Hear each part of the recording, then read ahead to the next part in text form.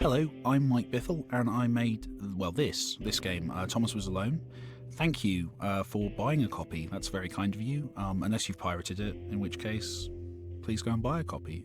It's in sales quite regularly, hopefully. It's weird speaking to you from the past. So, this is Thomas. He was named originally by the community. The game's name, Thomas Was Alone, was arrived upon by a friend of mine, who sarcastically suggested I should call the game Thomas Was Alone because that's emo, and emos would like it, and emos post links, which was sarcastic and lame in a weird way, but also actually weirdly right. We found that people were associating the red rectangle at the start of the game with the name Thomas, so giving the game that name immediately started a story going, and that happened in lots of ways throughout the game, and I'll talk about that a little bit more. So this is step one, side-to-side movement. If you're a platforming game fan, it should not present too much of a challenge to you, but here it's really just about easing the player into the way the world works, seeing gravity for the first time, understanding how falling feels, and then actually kind of talking about that in the voiceover to kind of have a bit of fun with it. It's also introducing the idea of a narrated story, and it's introducing Thomas, so we hopefully kind of do quite a few things here at the same time. It also does the job of setting up Thomas as an inquisitive character. This is really important, and he becomes inquisitive, he becomes more and more interested by the world and tries to make assumptions about it, and that's kind of what his character is all about, at least at the start. Jumping had to be right. It's kind of the main way you interact in this game, obviously. I did a lot of research, I got kind of obsessive about it. It took me, I was still fiddling with the jump physics, I think, about 3 weeks before I launched the game. So it's something that just got fiddled with and fiddled with and fiddled with. It had to feel right. And yeah, there's one problem here actually, and I will talk about problems on this as well. I think the biggest issue here was that the speech is a bit misjudged. It takes a little bit long to get through, so most players when they play the game have already jumped and are at the exit by the time Danny suggests that they should jump. So I think that's an issue throughout a few of these first levels, so I think going back I would have done maybe a bit briefer here. This is a challenging jump, so this is a jump where the player can fail at it. So there's a gap, but the whole point of this level is to introduce the idea of jump distance and the fact that you can fall from a jump, but hopefully in kind of a safe environment. So here you can't die, you can't lose. All you're going to do is keep doing it until you succeed. And it's kind of a little bit easier than it looks as well, so hopefully even if a player gets frustrated and just keeps clicking through it, they will actually eventually succeed. And yeah, and the voiceover kind of calls attention to that in kind of a fun way as well, just to kind of reiterate that to the player. I played a lot of Uncharted before making this level, and it's kind of inspired by those kind of scripted moments in games. I didn't do as many in the game as I kind of expected to at the start.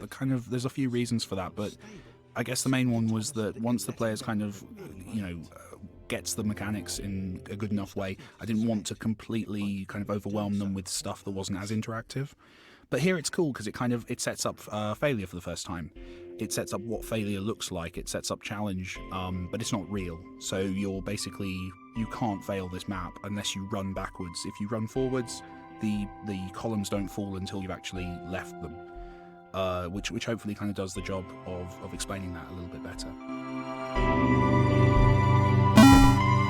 So this is a subtle one, but it's kind of important, and I know I'm talking a lot about game design introduction. This is by the way, this isn't like innovative in any way. This is Mario. This is every game you ever played. But I think it's kind of interesting to go through the steps. So here, this is a very specific skill. This is jumping up onto steps, but pressing jump and then moving once you've pressed jump. So here, if you just hold down, the direction key and then jump, you're actually going to hit the bottom of a staircase. What you need to do is jump and then in mid-air move across. And this is just a really subtle, simple level that kind of introduces that as a concept to the player. They don't actually have to do it that much in the main game, but it's useful to just kind of make sure that that's something I know the player can do at this early stage. So here is kind of, we're extrapolating on precision. It's essentially, we've done it in the previous level, we've made you do it. And here we're kind of queuing up a few of those. So if you fail at one, you can actually force yourself to go back a couple of steps in the progress. This is kind of the first time we're challenging the player, which is important, but it's important as well that it's not overwhelming. It's still very early days. I haven't yet shown you the kind of the differentiating mechanic of Thomas. So it's again just kind of bringing players up to speed with stuff and starting to show them how a game would work in this space. I didn't add respawning to the game until about a month before release. It's a classic example of something that every playtest I ever did. So basically, if you died in the game previous to a month before it came out, you were basically reset the level. So it didn't matter how much progress you'd made, you'd reset the level to the very start of the level, all your characters back where they started. Which means that you could, if you died late on in a level, lose about 5 minutes of gameplay. This was not good. And the playtesters told me at length in capital letters that it wasn't good in emails. But what I tried to do, what I realised was it was very hard to do, but I worked out about a month before release how to do it, and went back and added all these respawner points. And I'm so glad I did. If I hadn't done that, I think the game would have got very, very, very, very tedious instead of its current level of kind of reasonable tediousness. It's also the reason why I think the game, sometimes people feel the game might be a little bit too easy, because I built the levels with that kind of failure in mind. So as you go through most of the levels in Thomas, they actually get easier as they go on, because I didn't want players to get frustrated. So I think that might be something I should make sure that I have the respawning system planned more than a month before release next time. Lighting. It's a weird one, the lighting. I didn't have lighting at one stage. There wasn't light. Then it was sounding a bit biblical. But as it went on, I kind of added that in. Initially, I was doing them by hand for every level, and basically this procedural system kind of came out of laziness. I didn't want to do that anymore. And weirdly, as a side effect of that, it was cool, and the shadows moved and could be kind of related to placement of objects, placement of characters, and it was good. It's actually faked, because the game was made in free Unity. I didn't have any shadows within the game kind of proper, so what I did was they're kind of stretched rectangles. So I place a corner of the rectangle at each corner which the shadow is projecting from, and then kind of stretch them off into the distance. Any coder listening to this just lost all respect for me, because that's the most wasteful way you could possibly do this. But it kind of worked, and yeah, we just went with it. And it's one of the things that people seem to like. So yeah, fortunately it's rectangles, so I can be wasteful. Okay, so this is the moving platform corridor. This was an attempt to bring in something that's going to become very important in a very short amount of time, the moving platforms. It's really hard to introduce moving platforms because moving platforms move, and that makes them challenging and makes them a kind of a complex interaction. So what the corridor here allows me to do is introduce you to the idea that sometimes the ground moves, but in a way that doesn't actually kind of impact you too much, and won't cause you, hopefully, to get too stressed out. People seem to like it. It's kind of a bouncy castle level. People tend to have fun as they move through it, which is quite cool. And yeah, it looks interesting, and hopefully it just kind of introduces the concept. This is the most important level in the game. This is the point where I basically get to the point. And arguably I should have done it a little bit sooner. However, this is where it is, and that's fine. So this is the point where the player has to learn how to switch characters, which is kind of the basis of the entire thing, is this switching between the characters. This is also actually one of the first levels. This is almost identical to the version that was in the original Flash game. You have two characters, both on the wrong side with their alternating targets. It's hopefully a space that makes a lot of sense. Kind of logically you can understand what's going on with it. There's no lighting that's complex in it. It's quite flat. It's intentionally, hopefully, everything about this level is designed to get out of your way so you can learn essentially, a few things. one, how to switch characters, obviously. Two, how to the targets. The targets are specific to the character. And three, the difference in abilities. So you should work out that Chris needs help. If I can get those 3 lessons to you, and if you've completed the level, then you've learnt all those lessons, the rest of the game becomes much, much more achievable. This was a weird little accident, this level, actually. There's on Thomas on the right there. As you move up, you're moving through trigger boxes. If you don't make games, trigger boxes are basically spaces you jump into or move into, and they cause something in the game to happen. So as you move up as Thomas, you're hitting these trigger boxes which cause the walls to come in. But as a really weird coincidence, I got one of the timings wrong, so that as you moved up, there's a certain point where it looks like you can jump somewhere. You jump to it, and the wall flies out and hits you in the face. It's kind of a funny moment, and I did it, and I thought it was funny, and it felt kind of organic. And I took it to when I started showing the game to people. It happened to everyone. It's a weird thing that it seems to catch everyone out, even though there's nothing forcing you into it. 90% of the time, people get hit in the face. And most of the time they laugh, so I left it in, and I'm really happy with it, actually. It's one of those nice little coincidences that worked out really well.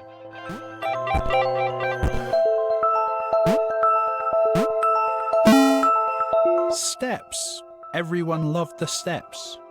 They didn't, actually, and it's probably my biggest design regret in the game is steps. Basically are kind of obstacles that you have to jump over by kind of piling up a few characters in order to get through. That's fine. The problem with steps is that you have to do that repeatedly, that you have to essentially solve the same puzzle over and over again in a sequence, and there's just 2 or 3 too many times I do that in the whole game, and it's frustrating to players. It sucks. I went through and I removed quite a few of them, so if you're annoyed, you would have been more annoyed if I'd left it how it was. So yeah, it's a shame. I think there's some which are more acceptable than others, but yeah, if that's the worst bit of design in the game, I'm pretty happy though. So yeah, lesson learned. This level's a great example of how useful playtesting is. This map was always very similar to this, but there was one major kind of design difference, was that the stepping stones at the bottom of the screen had a wall, had no wall below them, so they were floating over water, which meant that you could fail about 8 or 9 times here, causing you to get very frustrated and angry. And it wasn't a soft fail where your character fell through and you got back up and carried on. It was a cruel, harsh fail that reset the level. And my playtesters hated it. So this is a great example of the kind of thing that to me was invisible, because I understood how the characters moved and I was, making them and playing them all the time. To me, it was a really easy sequence of stepping stones that you can get through first time every time. But once I put it in front of playtesters, I got emails from people saying it was taking them like 45 minutes to get through this level because of that problem. So just sticking a wall underneath, I kept the water because it looked nice, but the sticking a wall underneath really kind of helped and just smoothed people through. People are still working out the game at this stage, and I don't want to kick them too much in the face. I've already hit them in the face with a wall.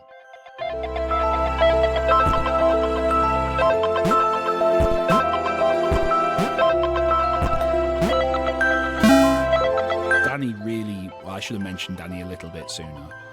He just does so much. It's a long story that I've told lots of places, but basically I wrote the story for him. I was trying to find a voice that would suit the game, and I was a big fan of his writing and his kind of audiobooks and radio stuff and all the things he does.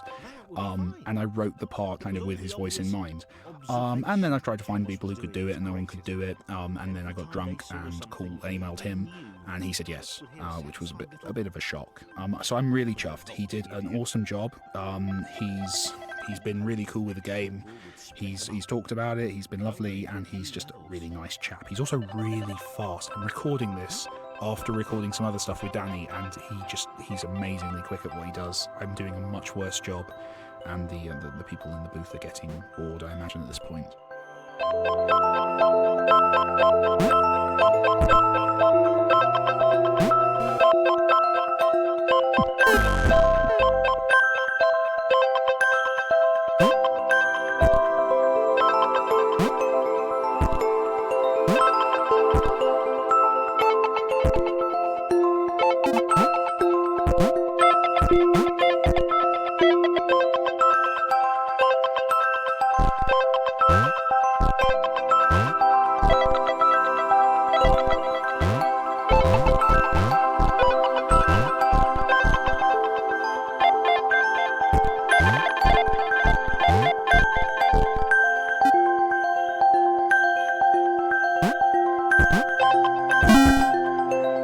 like John. John's my favourite character. Well, I'm going to say that a few times because I've got quite a few favourite characters, but John I really in particular like. He's insecure.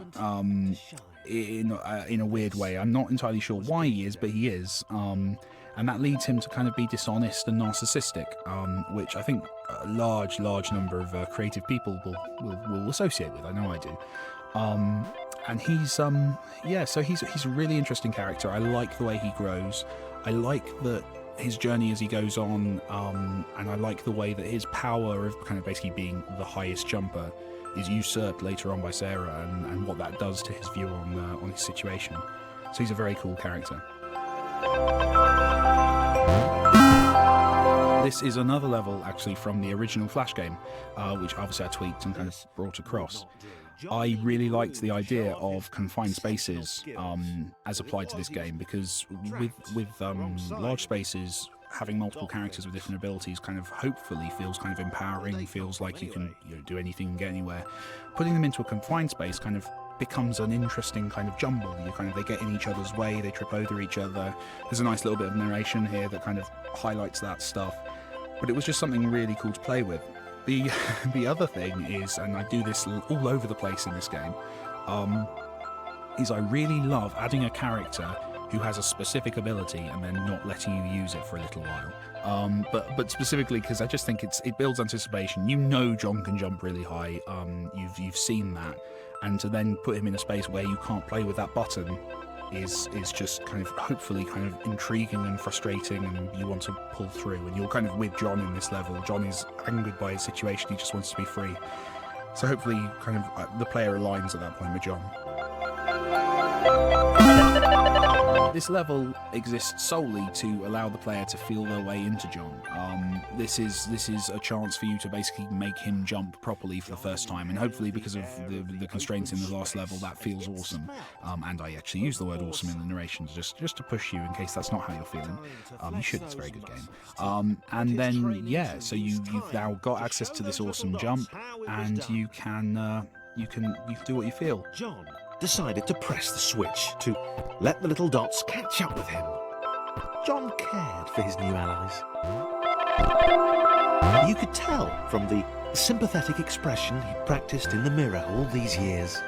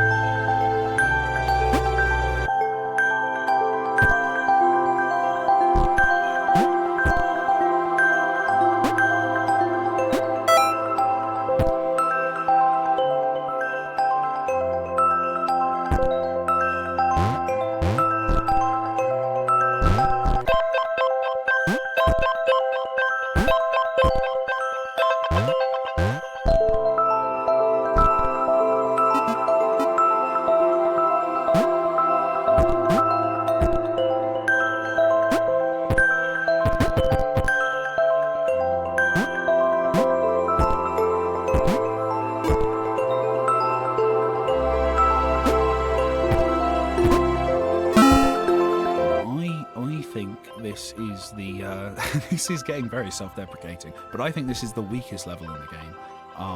I came very, very close to cutting it. This is where the staircase repetition kind of becomes, well, boring. I did do a lot. I shifted things around, kind of varied the step sizes and gaps, and to add variety. But it's a lot better than it was. But it was not. It's the one that when I'm watching Let's Plays, and I'll talk a bit more about Let's Plays in a bit. But the way it's kind of the one that I fast forward through on the Let's Plays because I find it very, very slow. I don't know, that might just be over familiarity, but I don't like this level. Have fun with it though, and I'll see you in the next one.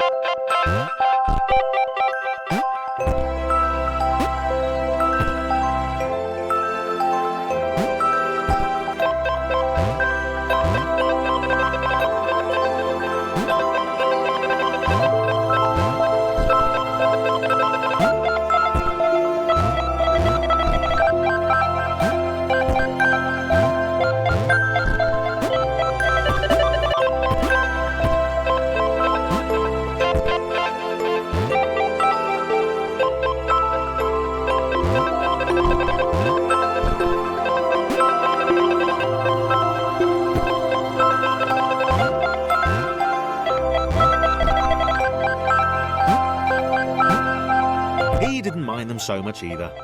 The red one, Thomas, had a charming way of applauding every time John jumped.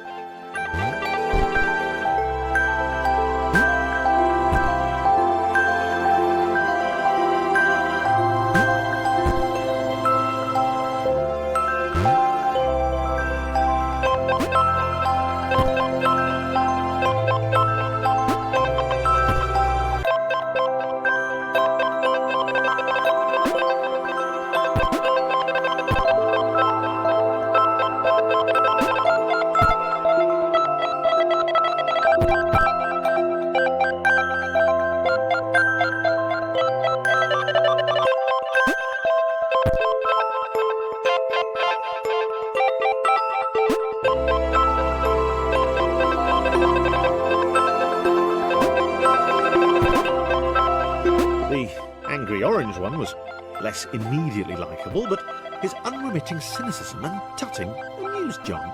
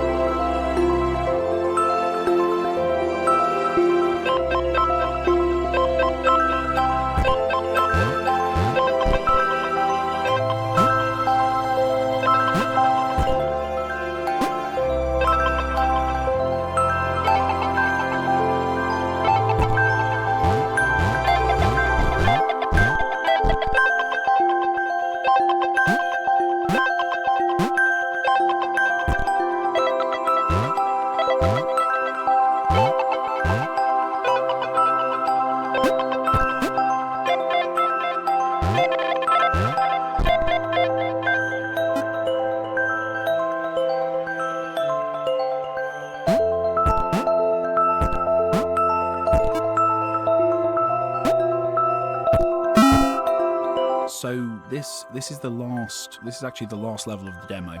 So it's kind of important for that reason. But the kind of the big design lesson here, and you'll notice I guess like the lessons are slowing down at this point. But the big lesson here is that there's a temporary portal success. So previously all the portals have sat on a static ground. So you queue someone up, you queue someone up, you queue someone up. With this one, you have to finish this level by having Thomas falling through that portal. And it's hopefully it's kind of safe. If you miss your timing or you get him through early, you can always catch back up with yourself. So it doesn't punish you if you don't get it immediately. But it's something I really wanted to do later on, and there's quite a few places where I play with this idea. So yeah, it's that basically. It's a way of introducing that, and hopefully kind of hints at the possibilities if you're playing the demo of kind of where the game can continue on from there. Claire is all about the setup. To buy the fact that she actually thinks that swimming is a superpower, you kind of have to set her up before that as feeling weak. And Claire's not weak. She's not a weak character. She's not rubbish at jumping either. That's something she says. She's on a par with a lot of the other characters. But that insecurity hopefully kind of warms you to her, and you're with her at the point where she realizes she has that superpower. You feel excited because you want a nice thing to happen to that character who you kind of had a, not pity, but kind of a sensitivity towards. What's really interesting with Claire is in a lot of the reviews and the kind of the chatter about the game that happens online, people say that Claire is fat and that she's insecure about being fat. Which is really odd, because I never thought of Claire as fat. She's big because she has to carry characters later. That's the kind of a design concern. And at no point does the script mention her weight or even that she has a physical insecurity.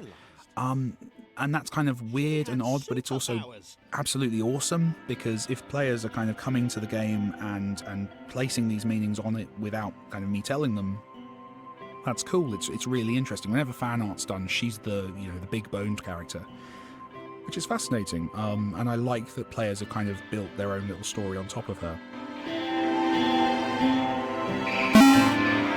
So exactly the same way as with John, I kind of really enjoyed the idea of introducing a swimming character and then having a level that you couldn't swim in. So there's that, and just me being cheeky again, basically. But the big lesson here is the idea of getting Claire to carry another character. So there's one point right at the start of the level you have to get John to carry Claire. You have to. There's no way of completing the level without doing it. Which was cool, and kind of introduces that idea of carrying someone along. And then you've got an optional, you can do it over the stepping stones straight after, with Claire underneath and John on top. Surprisingly, a lot of players don't do that. I don't know if they don't see it, or they kind of, they don't make that leap yet. But hopefully that idea has been implanted, because that's very useful later on. And I said it was useful later on. It's useful immediately after, which is this level, which is the payoff where you carry characters back and forth.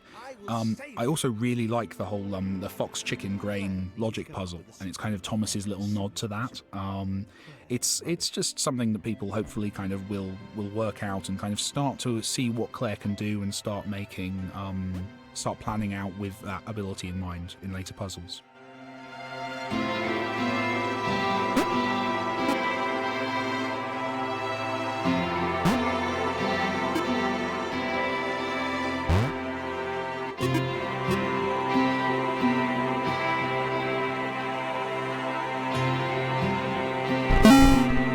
This is probably the most showy level. This is epic. This is the one that always goes in the trailer. I stole Rain from the method for doing Rain from Quick Fingers, who's an awesome Unity dude who I'm now fortunate enough to work with. And it's cool. It's a big epic moment. This is much like those falling platforms earlier on. This is kind of one of those big semi-scripted sequences, because the pace is defined by the water. So therefore, I know that if a player is surviving, they are playing through at a certain speed. And it's cool. It also builds on the idea of carrying from earlier, but this time under pressure. So you have to move quicker, and you haven't got time to think. And if you try and get Thomas off of Claire, you're going to run into problems very quickly. So there's that as well. So it's hopefully kind of a nice way of solidifying all the learning the player's done about Claire up to this point. Was she more the lone Avenger type? If you'd like that. the sole hero in a world of rectangles and conveniently placed pools of toxic water. Steps. I'm so sorry. On the upside, two things. One, I changed the shape of the steps, which I feel kind of massively improves them. And two, I then sarcastically make a joke about steps in the script. So you can laugh with me at my lack of design ideas up to this point. The others told Claire that staircases were a bit of a fixture here. Claire wondered why the world made it so difficult.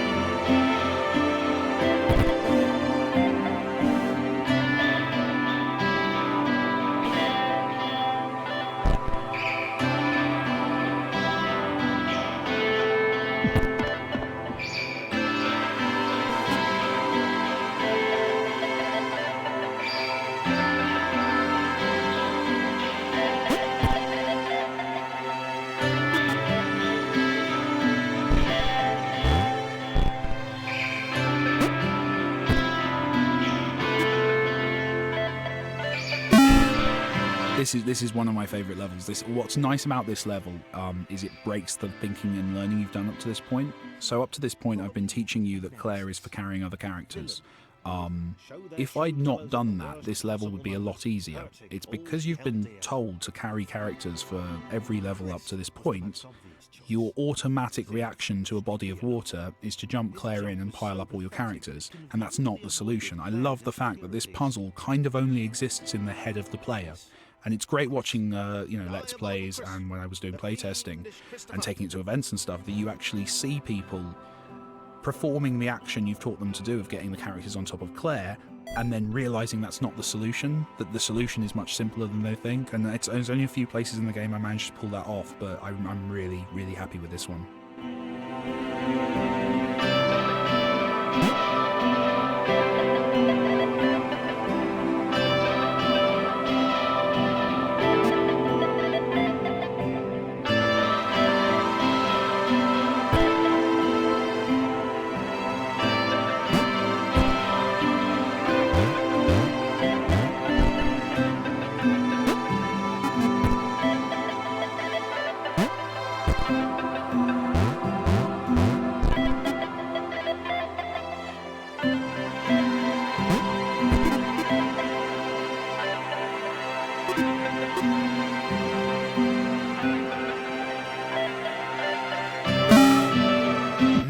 Music. David came in, well, actually he came in pretty early. Basically the original Flash game had no music, and one of the biggest criticisms was that there was no music, there were no sound effects either. So I had to get someone, and I kind of fortunately found David through a friend of a friend of a friend of a friend, and he did a cool little demo, which is now actually over the end credits, and he was awesome. I got him in, he wrote this amazing piece of music for each kind of chapter of the game. Basically the way we worked is I would send him kind of the emotional script for the game of how the character's feeling, what's the setup here, and he'd work from that and kind of build a piece of music.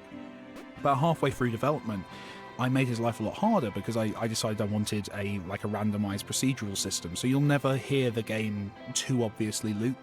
They're basically little sequences of music that kind of get piled up in interesting ways.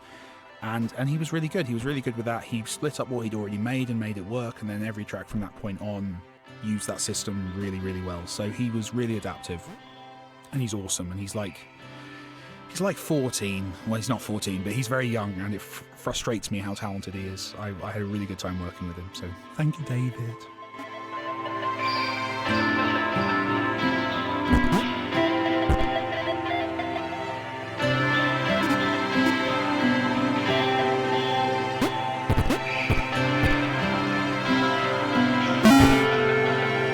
this is an attempt to do a puzzle with kind of multiple solutions. This again was one of the very early levels I made. It was more of a kind of a test level originally, just to kind of check that all the characters were interacting correctly, the platforms were working the way I wanted them to. And it's cool because everyone has a different way of doing it. There's lots of ways of optimally doing it, but then there's lots of ways of also doing it in kind of cool show-off ways, which is nice. It's a good chance actually to talk about the backgrounds. So the backgrounds I was going to do kind of, much like the shadows, I was kind of going to do specific bespoke level backgrounds, and it was working all right. They didn't look great, mainly because I just wasn't spending enough time on them. This is a 100 level game, and it just wasn't working. So in the end I did kind of a procedural system. So they're freeze-framed particle effects. So basically I draw them all off from a batch of images, place them at different parallax depths, and just go with it. So hopefully that kind of gives everything a nice texture, and kind of I think it brings all the levels together, and it means that every time you play a level it looks a bit different, which is fun.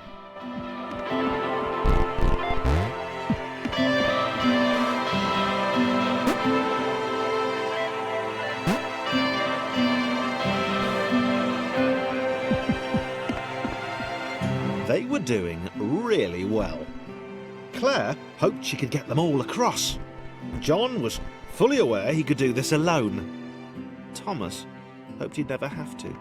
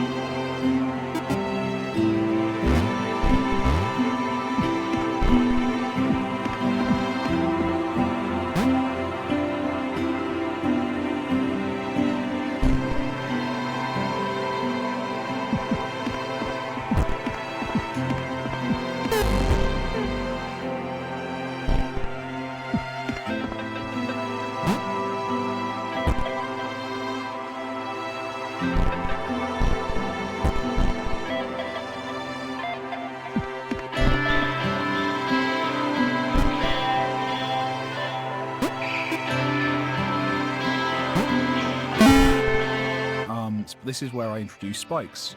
I needed a hazard. I needed two things. I needed a hazard that that Claire couldn't get past, so not water, basically, something that she could get hurt by. And I also needed a hazard I could put on ceilings. I did actually try, because it's all in a virtual world. I was like, oh well, it's fine. I'll have upside down water, and it looked rubbish, as I'm sure you'd expect. So the spikes got added. I introduced them specifically just with Claire, just so you can, as a player, learn that Claire is actually going to be damaged by them, and it kind of just changes the relationship a little bit between Claire and the environment, and hopefully in a safe way. This level's pretty straightforward. They were most likely her kryptonite, not the rubbish red kryptonite either, the proper radioactive green stuff.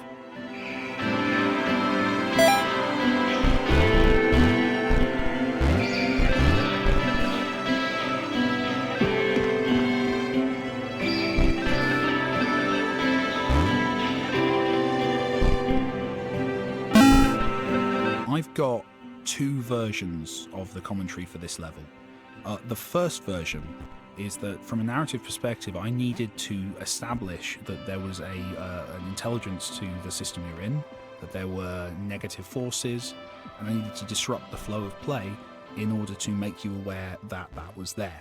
So a glitch kind of made a lot of sense, and it's kind of something the Matrix does deja vu quite a bit to kind of show you that something's been changed, and that was cool.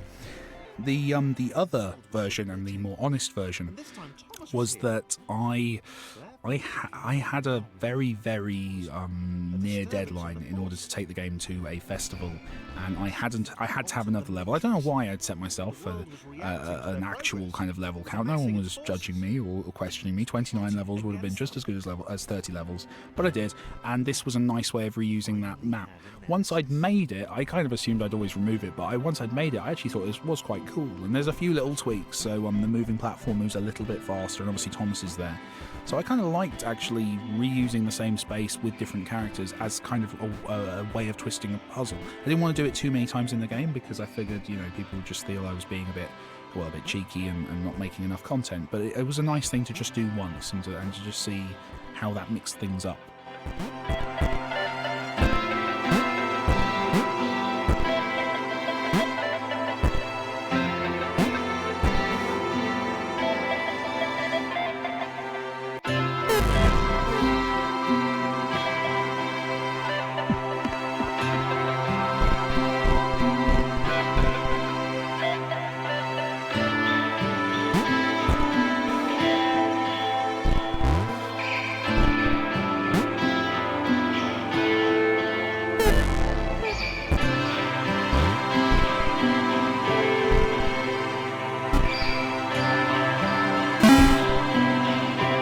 it's only it's only as we record these that I'm realizing quite how much I played the new character, but you can't use them properly yet card.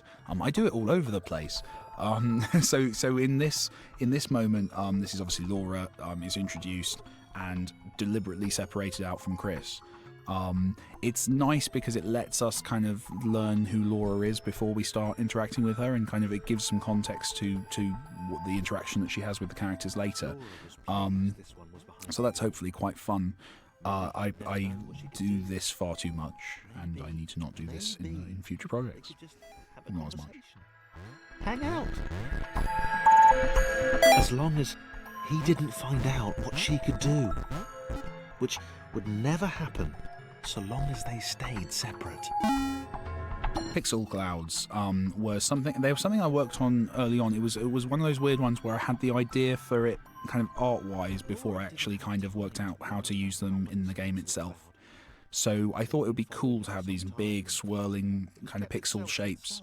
And they look cool, and I made them, and then I kind of had to work out where they were useful. And actually, this was the point where I developed the game in semi-chronological order, so I just kind of had the issue where I wanted to convey that the world was kind of turning on the characters a little bit, and it made sense to use the pixel clouds as an enemy to kind of show that the world was negatively kind of fighting back against their progress a little bit.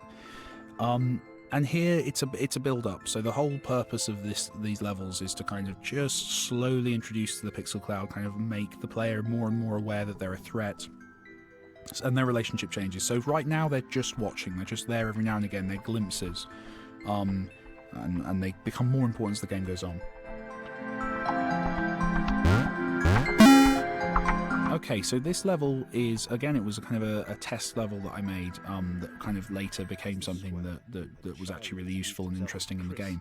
The point of this level really is just to get you used to the idea that that Laura changes people's jump heights. That's basically it. It's done earlier in the portal placement. You hopefully kind of half got it, but I just don't want to assume that you did.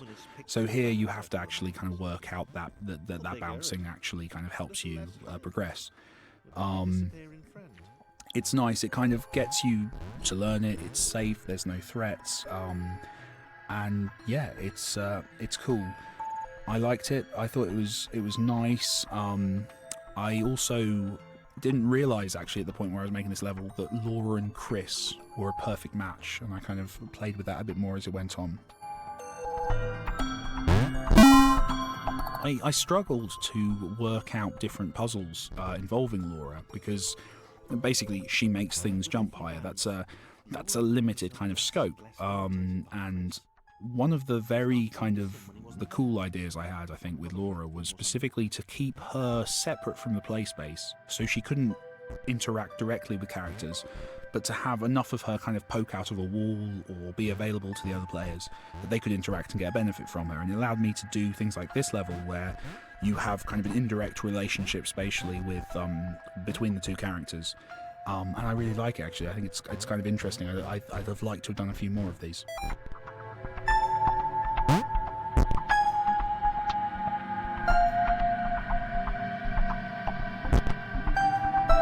She'd wonder what he was up to. Was he missing her? He wasn't saying very much.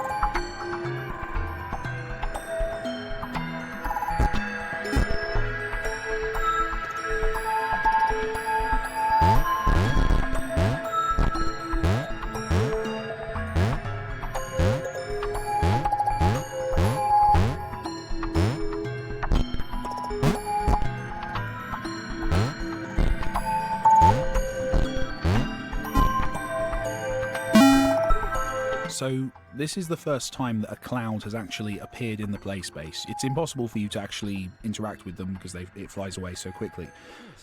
But it's that kind of encroachment. It should hopefully feel that they're slowly but surely building up their interest and kind of like a wild animal, kind of building up their tolerance of the characters, and they're getting closer and closer and encroaching more and more on the game space. So hopefully that's kind of building up a little bit. I want the tension to build up. I want the presence of those clouds to be more and more known as the game goes on. And obviously we're starting to hit a point where the characters are starting to talk about that threat, and that's coming to the fore a little bit.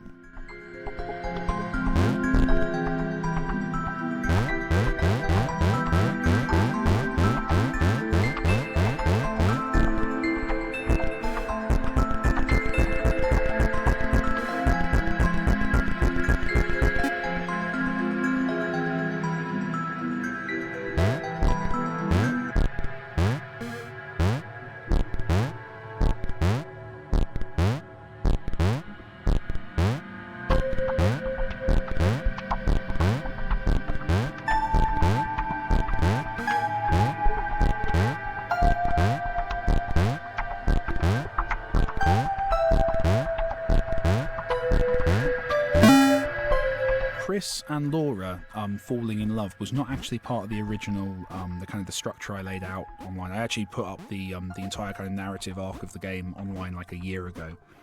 And I wasn't planning on putting those two together in a relationship. But as I worked on both their arcs and worked out kind of the journeys they were both going on, it became more and more clear that the relationship was kind of a perfect way of illustrating both characters' growth. So Chris is realising that other people aren't necessarily the worst thing in the world. So the idea of him forming a real relationship with someone is good for him for that purpose, to kind of show that. And with Laura, she's just learning to trust others, which again is something that hopefully a relationship kind of symbolises for her. So that was it was kind of a late choice, but I think it kind of just gives both those characters a little bit more and lets the player see what's changing with them, which is cool.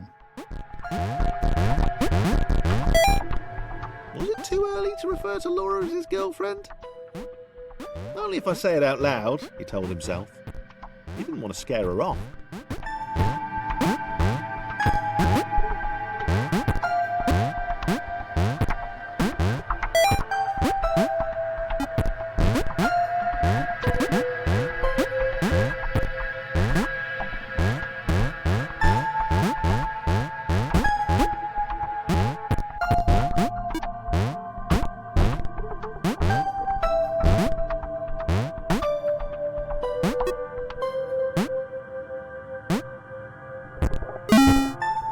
So this is one of the very first levels I made. Actually, this was something. It was experiential. This is something I've realised that a lot of the levels in Thomas, they weren't designed around a puzzle. They were designed around an activity that I thought would be quite fun to do.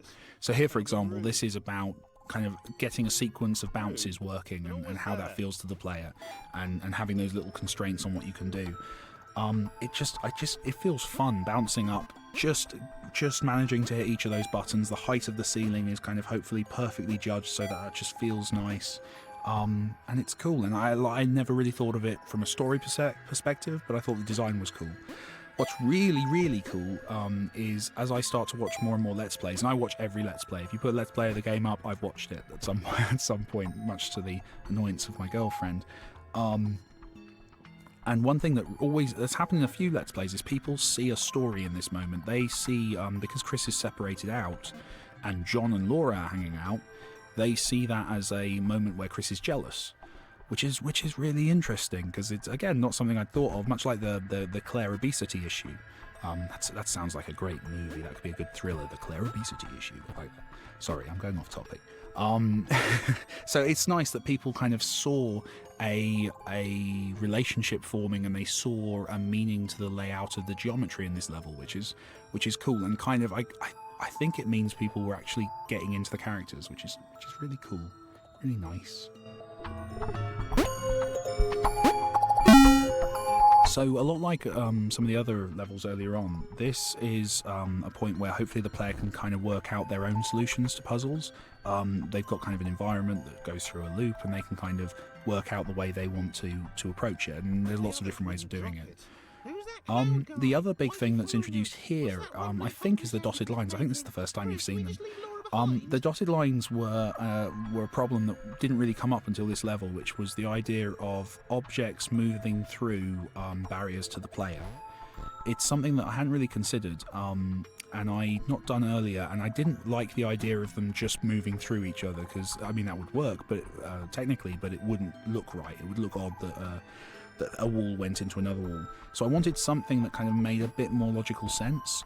Dotted line feels almost like I guess it's weird. It makes more sense. It feels like a barrier, which is logical for the player, but it looks permeable. It looks like another thing could go through it quite nicely.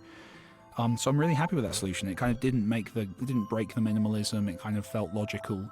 And yeah, I use them quite a bit throughout the game as the game goes on. It's a nice way of allowing me to move things in a way that doesn't necessarily feel logically real-world-y.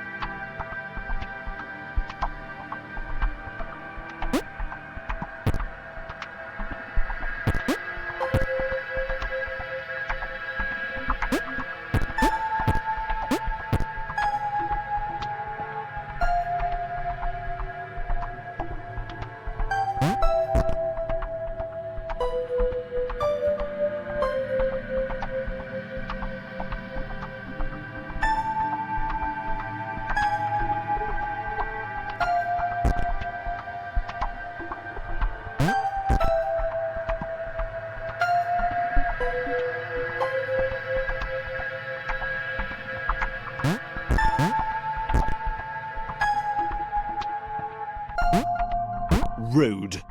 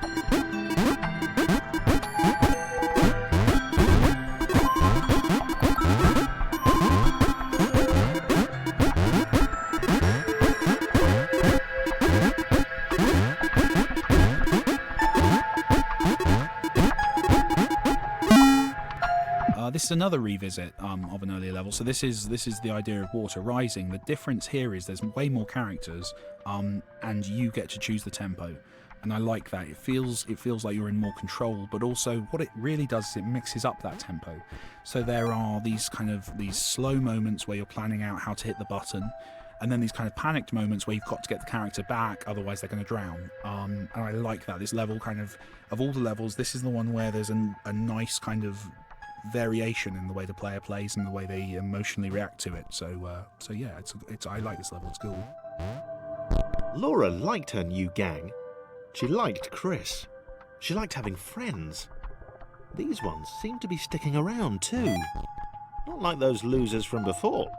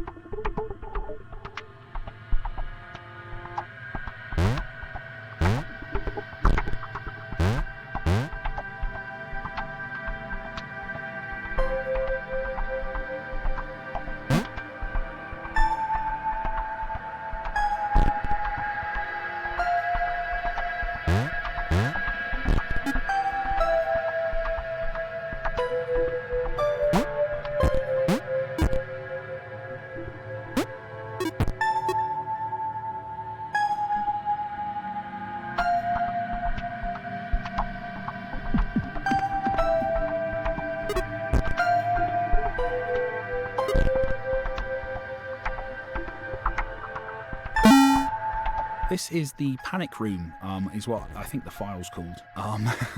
It's not got a name in the game. And the idea is that there's kind of these moving parts, and it seems much more scary than it is probably, and it's confined and small and just a single screen. And it just feels like a really nice shift from the other levels. It feels dangerous, and hopefully the player then kind of realizes that they can get through it, and they feel ownership of the level, which is the intention here. It's hopefully empowering.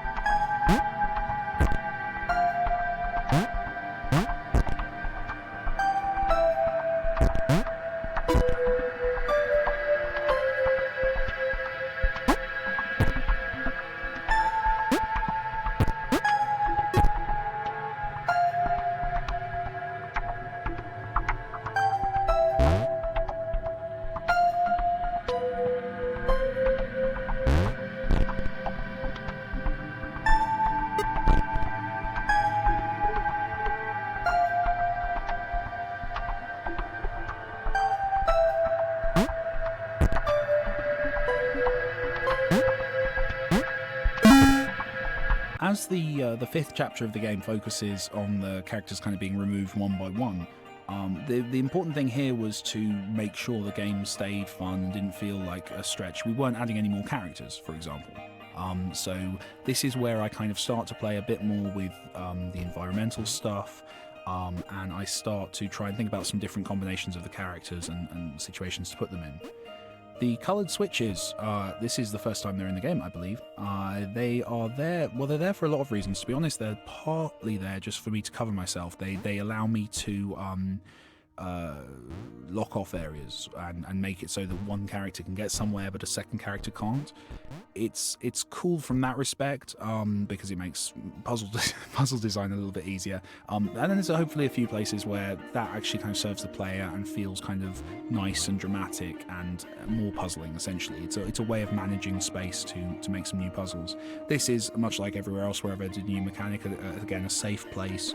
The coloured buttons you're going to work out by mistake, even because they're all there, all the different colours are represented, so you'd have to work very hard not to understand what was required of you in this level.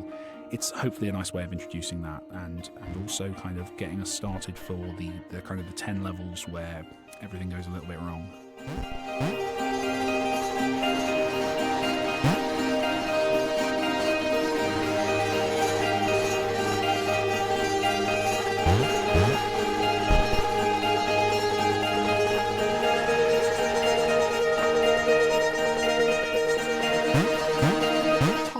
Did not like the cloud. He'd long since stopped listing his observations, but he instinctively observed that this thing was bad. And he'd been right about the water.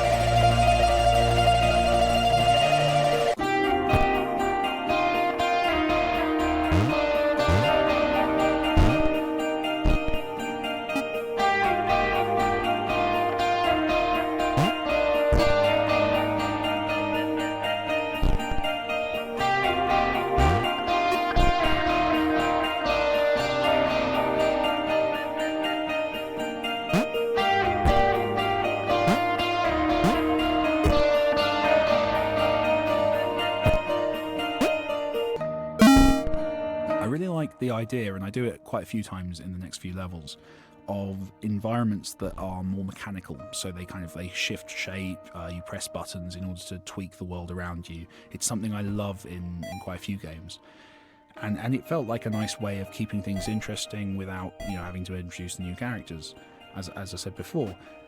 And also here specifically, I wanted to split the characters because there's quite a few characters at this point. and Thomas is kind of at its perfect kind of balance. I think around 4 characters.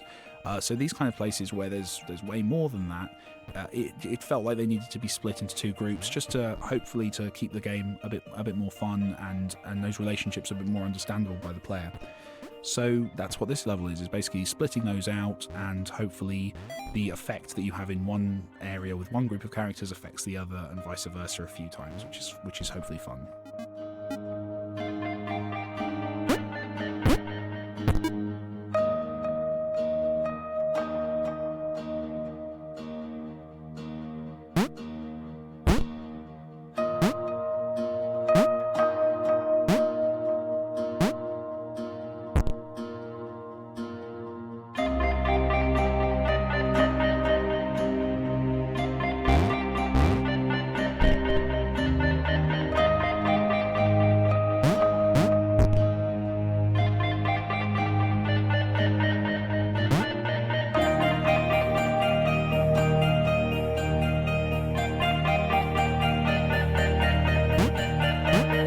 Could tell Chris was in love, and that was fantastic and everything, but that didn't mean they could let the doom cloud keep following them.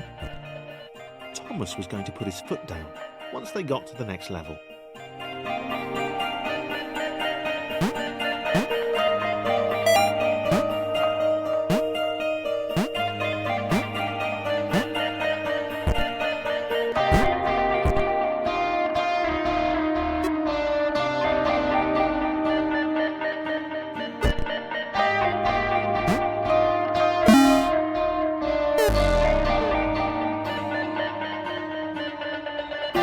So Thomas is gone. Hopefully that kind of surprised players, because he's obviously the main character. So making him the first character to be removed kind of throws people off a little bit and kind of makes people wonder what's going on, which is cool. I also had to front load in these levels anything I wanted to do with lots and lots of multiple characters, because they're all getting picked off, spoilers. I needed to make sure that anything I wanted to do that had lots and lots of different characters interacting was done right at the start. So this is an example of a level like that where multiple characters are working together in different formations. This wouldn't work later on in the game, so it's a nice chance to play with some of those ideas.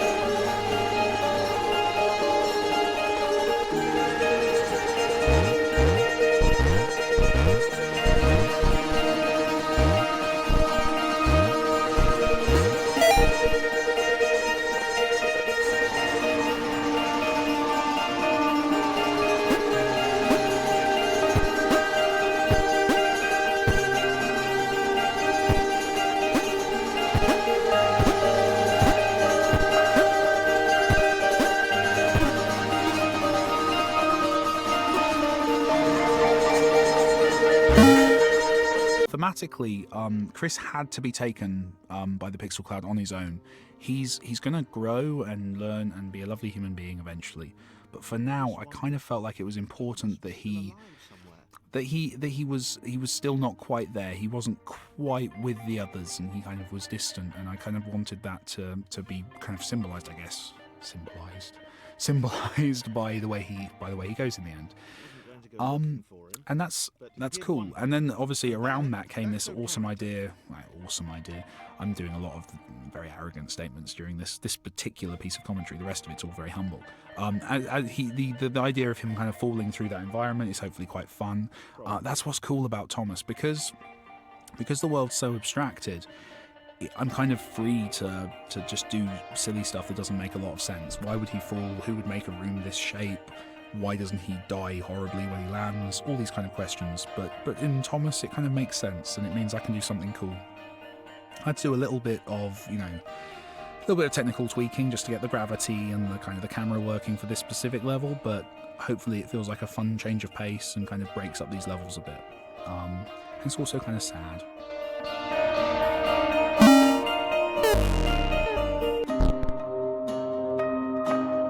Anyone who follows me on Twitter will know how obsessed I am with the Metal Gear Solid franchise.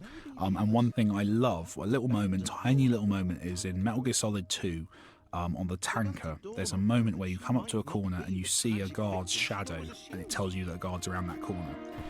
It's utterly pointless because you've got the radar, but it's a really cool, dramatic moment. I remember when I played that game on PlayStation, it was so... It was just innovative. It felt really different and cool and awesome. And I liked the fact that a graphical effect, so the shadow, was actually relevant to the gameplay and actually kind of gave me some information. And I wanted to do that here. So again, shadows, with this level, the shadows kind of act as an early warning system, so you know that something's going to fall on you because there's a shadow being cast.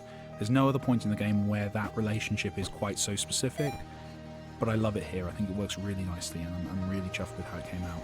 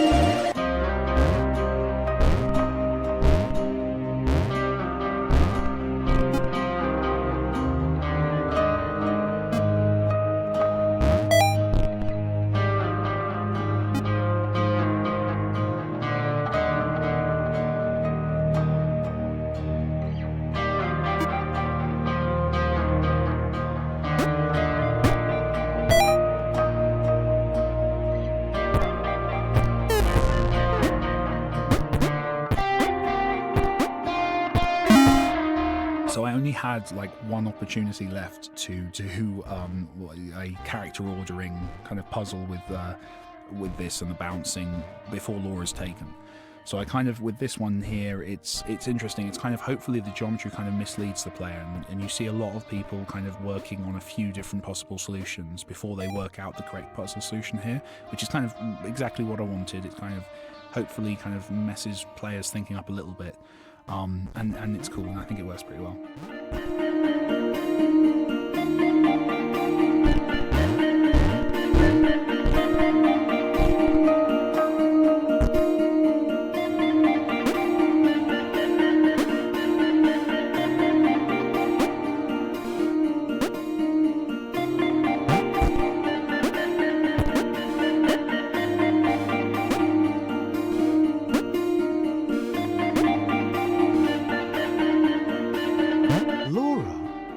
Been the bait.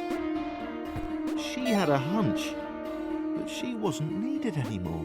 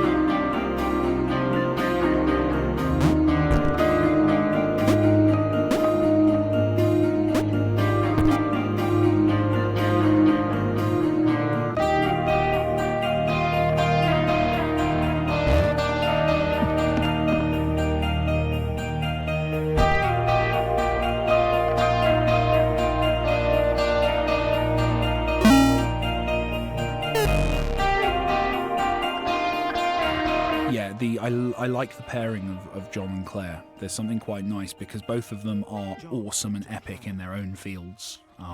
It's really nice because you have the ability to have big jumps and big cool moments, and we have a few of those where you jump up very high, and also there's that really subtle, obviously the power of Claire, which she can float. I really love. There's a nice moment here that I'm really happy with how it came out, which is where there's a submerged spike pit, and with a button above it as Claire, so you have to press the button and immediately move away in order not to hit the spikes. It's a tiny moment, but there's something that you haven't seen before, that kind of idea of Claire being in danger because of her superpower. And yeah, I think it works kind of well here, and this level's nice because it's kind of ponderous and it takes your time before the next level where I make people quite angry.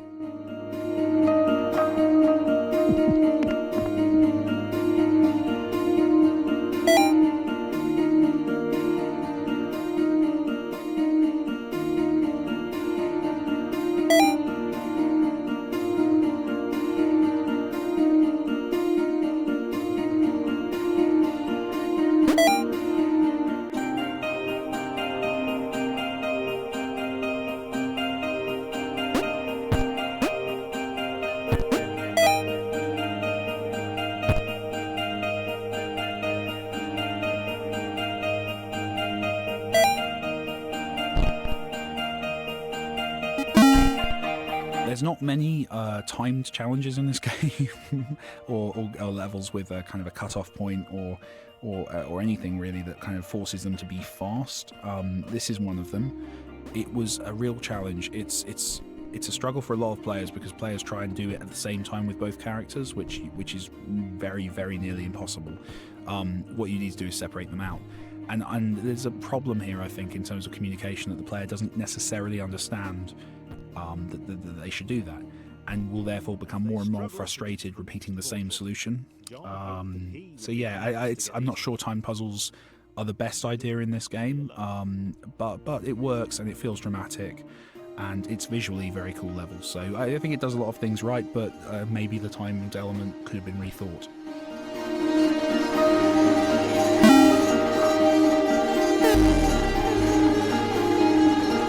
Never one to underplay anything, I then repeat and do another timed level directly after the one that annoys everyone, which was an interesting choice. This is kind of this is a race against time. You do only have one character now, so it's less frustrating in that sense. Never one to underplay anything, I then repeat and do another timed level directly after the one that annoys everyone. which was an interesting choice. This is kind of this is a race against time. You do only have one character now, so it's less frustrating in that sense. It could have done with a bigger gap before it, but it works.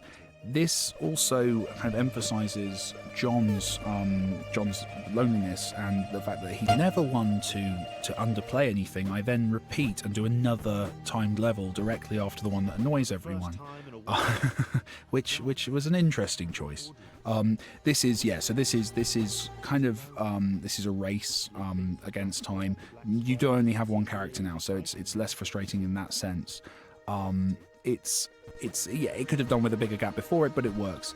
This also kind of emphasizes John's loneliness and the fact that he's in quite a lot of danger at this point. It's a challenge for him to be in the world on his own.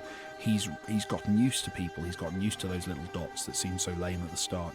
So being alone for him is a real struggle. And I like the fact that you're introduced to that setup with a challenging, difficult, scary level. So I think it works on that in that level.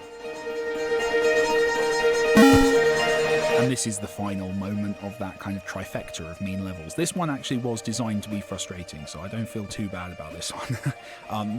You're meant to really struggle to get to the exit with this. I wanted John to really fight to escape, even though, and this is something that happens a lot in Thomas, there's never there's never any choice on the player's part. There's never any ability for you to choose where you're going next, say through a portal.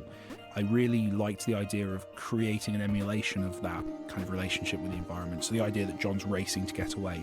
There's no way the player can obviously get away, but I really wanted them to feel that kind of that stress of trying to succeed. And the main reason for doing that is that then once they do finally succeed, at that point they fail anyway, which is that kind of classic horror movie thing of work, and then fail ultimately, and that's hopefully leaves kind of an uncomfortable feeling. I really want you to feel bad at the end of this level. Hopefully it's built up at this point. You've lost every character that you like, that's been introduced to you. This could very easily have been the end of the game, and I like the fact that the player is going to feel there's a definitive end to this section of the game. So putting these challenges right at the end hopefully kind of achieves that.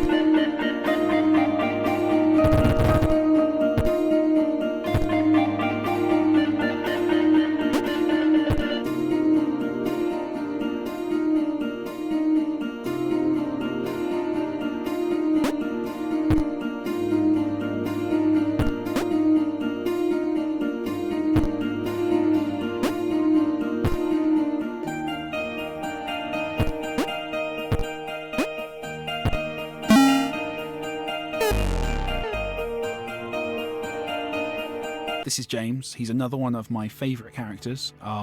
He's intended to be the opposite of Thomas. He's kind of the anti-Thomas. This is something that lots of games do, and have the negative version of their main character. He's not evil, he's not mean in that way, but he's emotionally, hopefully, kind of the opposite. He's uncomfortable with the world, he's scared of the world, he's kind of... He's not a massive fan of groups of people either. It's established very early on that maybe he was bullied or he's uncomfortable around others. So hopefully kind of the complete inverse Thomas, which will become interesting when they meet. It's quite nice as well that he's physically the opposite of Thomas in terms of that he falls upwards, that he's got the anti-gravity. It's a nice way of bringing that mechanic in. And then little things like the fact that he's the opposite RGB value, which is a minor little nerdy thing to do, but one person in the world would realise prior to this commentary, and that's important, and that makes me feel clever at parties. I don't go to parties, I'm a game designer.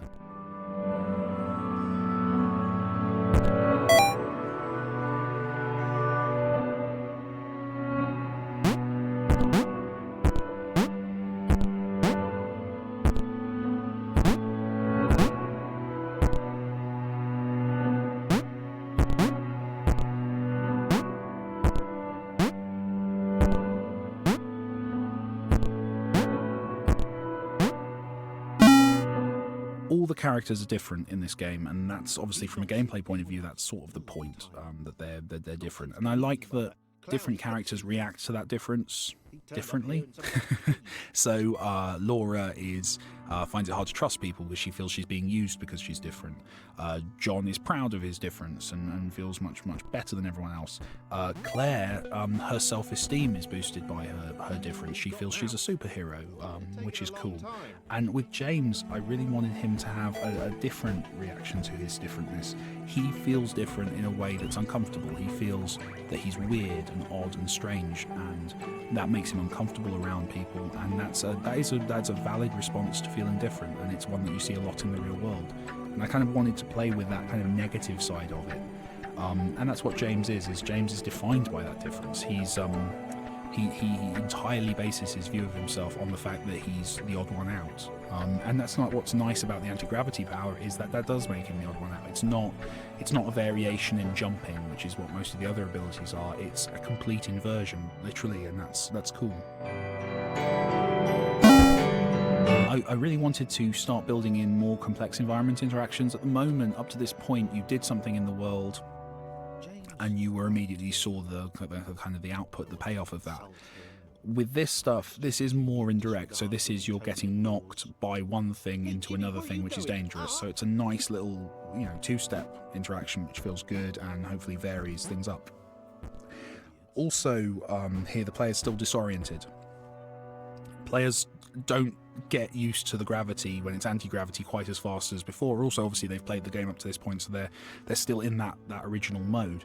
So it's quite fun putting them in this situation which requires them to time something and to time placement, because they are slightly disoriented by the environment they've been put into, and I have a little bit of fun at their expense as a result. And it's fun. It's a lot like that challenge earlier on with Claire. We had to unlearn the fact that you carried things across. Here you have to kind of relearn gravity and your relationship to it in order to proceed, and that's cool that players kind of struggle because of a learned skill that they have to kind of unlearn, rather than the fact that the game's challenging. I like that. And this is where Thomas comes back.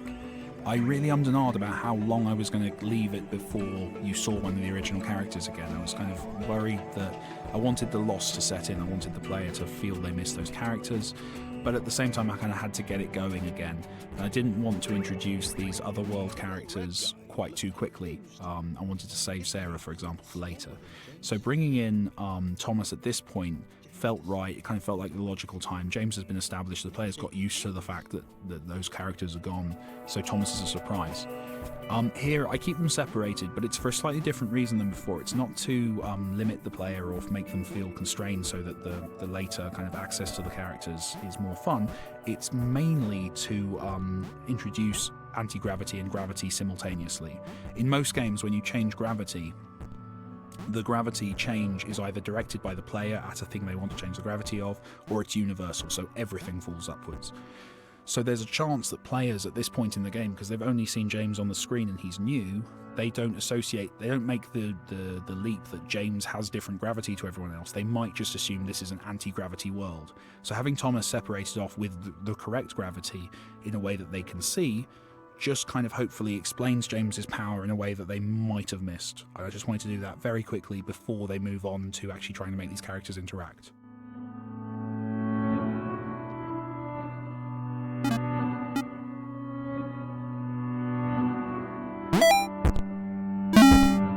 I love this level. It's awesome. It's kind of jazzy.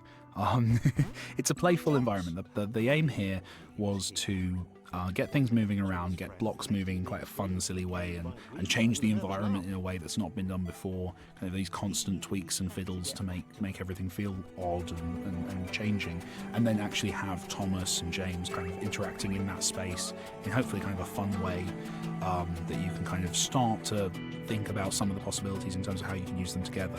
It's zero threat, but hopefully it's kind of a fun, silly experience that goes back to that experiential stuff, so it feels odd and off and weird, and it feels fun and fast-paced, hopefully, without resorting to challenge, which comes in later.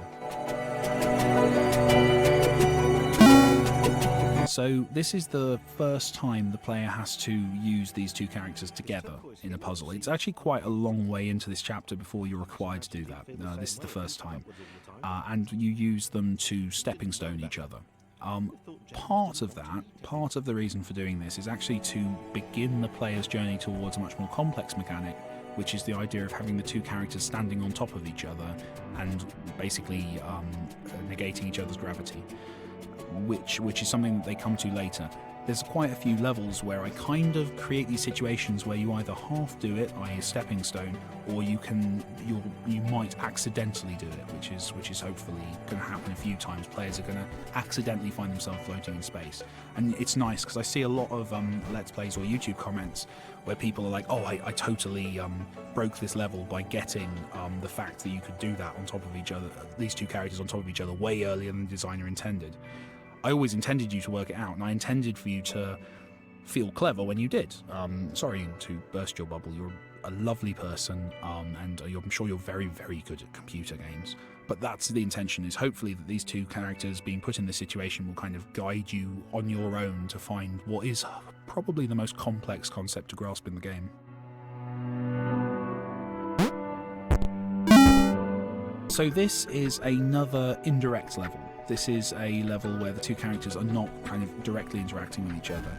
There's a symmetry as well. There's basically both characters are going on almost the same moves. There's a few different variations just to keep it interesting, but predominantly they're progressing in exactly the same way. This is something I couldn't do very often. A symmetrical level with two characters doing exactly the same thing would not be very entertaining if it was done lots and lots and lots. But aesthetically, I just love the symmetry of this level, and I kind of wanted to have at least one level where I kind of acknowledge the fact that the characters are the same in terms of their jump heights, for example, and actually make a level where you're playing two levels simultaneously. Like I said, only something I can't do. It's not something I can do very often, but it was a nice thing to do just this once.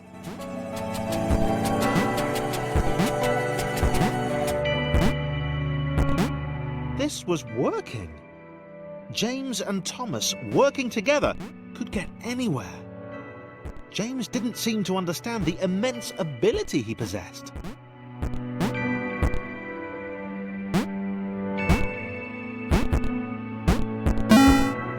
And this is taking that stepping stone idea a little bit further. So this is the idea that you can this is the idea you can use one character to move another, to act as a stepping stone for another, to help with jump distance. I think this level, there's a bit of bad communication going on with the moving platforms. The point of moving platforms is essentially to catch you if you get a character past the point where they're useful. There's certain places where you can break this level theoretically by moving the wrong character too far.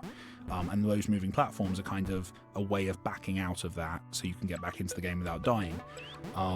What the problem is, though, is up to this point, all moving platforms are there to be jumped on. So players see the moving platform and immediately assume that's part of the solution to the problem, which is a problem with this level, and I've seen people get confused by it. It's an odd one because partially that's kind of cool because it means that it's a puzzle for them to work out, but also I think players feel a little bit cheated. They feel like they've been told to do something that didn't work. So that's one that I would probably tweak if I was doing it again.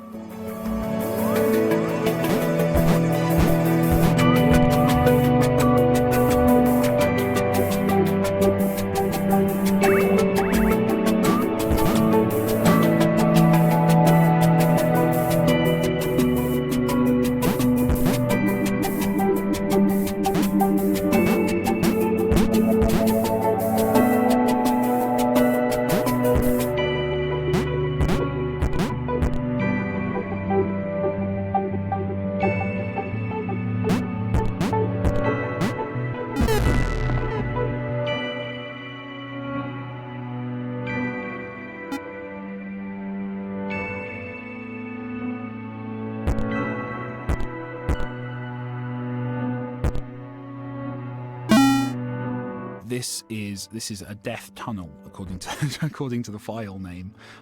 This is a cool one. I like this one. Basically, yeah, you have to use each character. It's a lot like the symmetrical level from before, but it's more asymmetric because of the movement of the pieces and the fact that there are safe zones you have to get the characters into. Otherwise, one will get killed while you're moving the other one. And it feels nice and it feels dramatic. Again, not something we can do too much in the game because people would get bored of it, but by doing this again, but with much more hazard, I think it feels kind of dramatic. The checkpoints here make this level far more fun, but pre-checkpoints, this level was absolutely awful because you get to the end piece with those kind of chomping pieces, and if you just got one character accidentally placed in the wrong place, you have to go back to the start of the entire game. This was one of the levels which kind of playtesters used to talk me into bothering to put checkpoints in. I'm very, very glad that they did because it's made the game a lot better. But yeah, it's cool. It's a nice, dangerous corridor. It's a good level.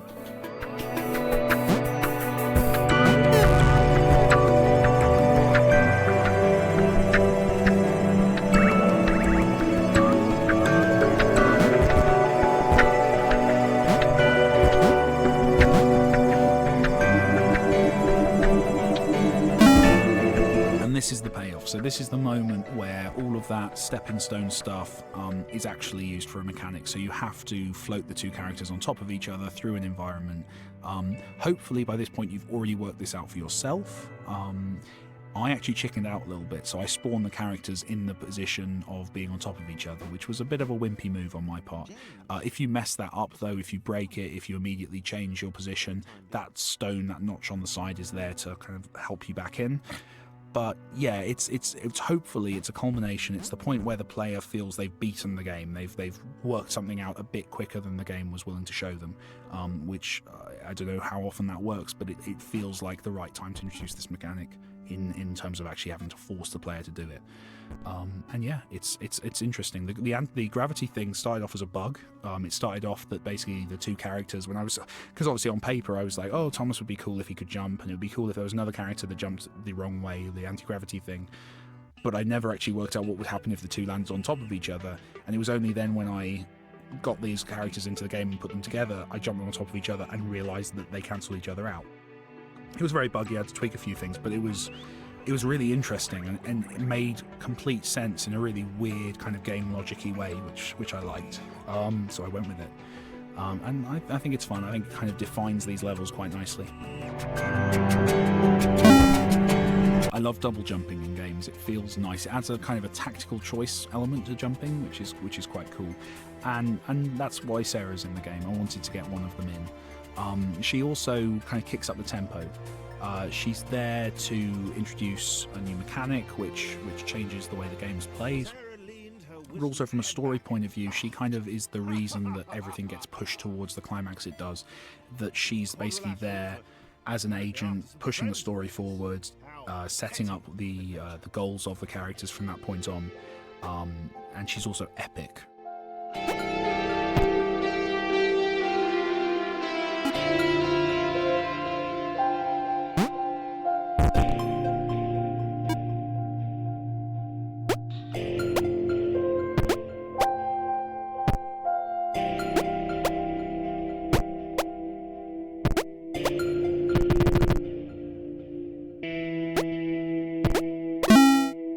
I really like the idea of getting a little bit of exploration into the game, so looking around and seeing what was going on.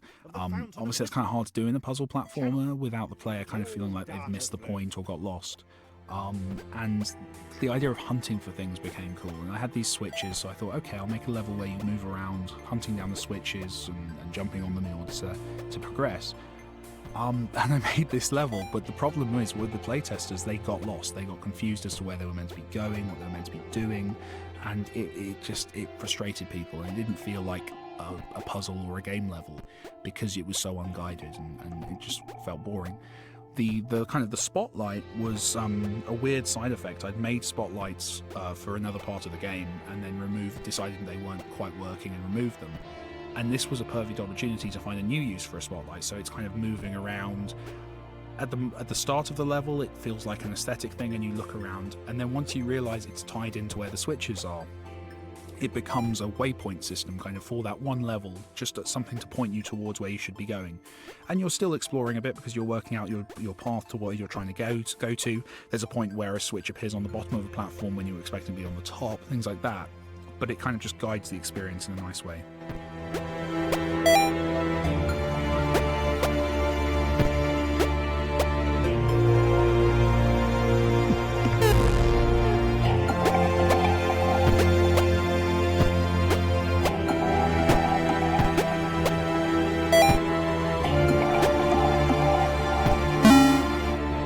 This puzzle here is about teaching the player to do something that's a bit counterintuitive. If you're not someone who's played many puzzle platformers, and to be fair, with some puzzle platformers this doesn't work. But something I really wanted Sarah to be able to do was this kind of slingshot move. So you would jump her in one direction and then use the double jump to push her back in the direction you came from. The idea being that you could kind of avoid an obstacle in midair, so you could jump around something. This is hopefully a really kind of straightforward blank canvas for you to try that move out of. It's kind of like the level where Chris is introduced for the first time. It's kind of quite a little amount of lighting, not a lot going on the screen. Hopefully it just gives you enough room to kind of come to that conclusion on your own. And it's quite fun when you see someone who's not maybe a big puzzle platformer game fan who sits down in front of this. The moment they work out the slingshot, they feel really good. They feel like they've worked out something, and it feels a little bit exploity as well, which I think people get a kick out of. So yeah, that's what this is. This is a setup for doing that later, basically. Sarah was probably the kind of the hardest character to write for, because she's kind of got this whole epic thing going on. She kind of feels, she should hopefully feel a bit Tolkien-esque, a bit kind of, a bit like she's walked in from Game of Thrones. I kind of wanted her to feel aloof and different to the other characters in the scene, kind of sort of like Thor, I guess, in the Marvel comics, that she just sounds a bit off and a bit uncomfortable around everyone else as a result, but doesn't realise how weird she sounds.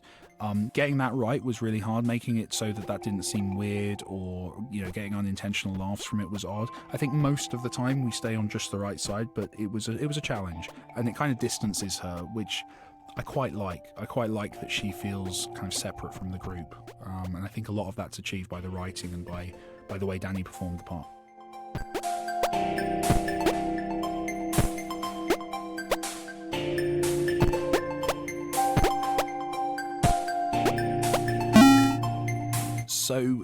So with this level, it's really about kind of targeting a space vertically. This is something that I've not required you to do before, and you can't really do without Sarah.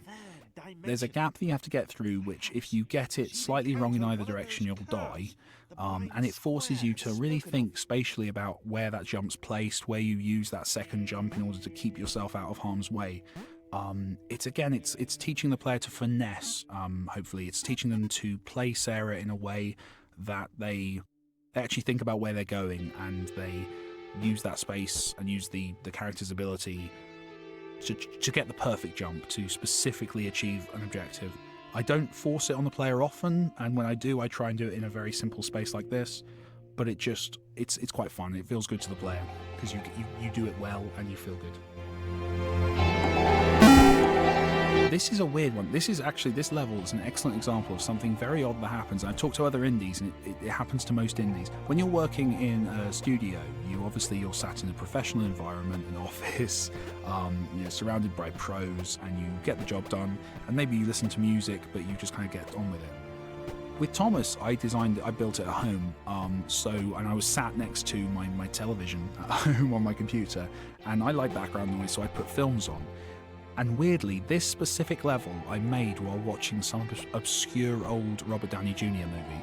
So for me, this level this is no insight on the game design, and I apologise for wasting your time, but this level always makes me think of Robert Downey Jr. And it's weird how those kind of, it's a weird phenomenon that indies, often like bits of games that we've worked on, will be coloured by whatever movie we had on or whatever TV show we had playing while we were working on that level. So this level for me is Robert Downey Jr.'s level. No insight at all on the game design there. Wasting your time.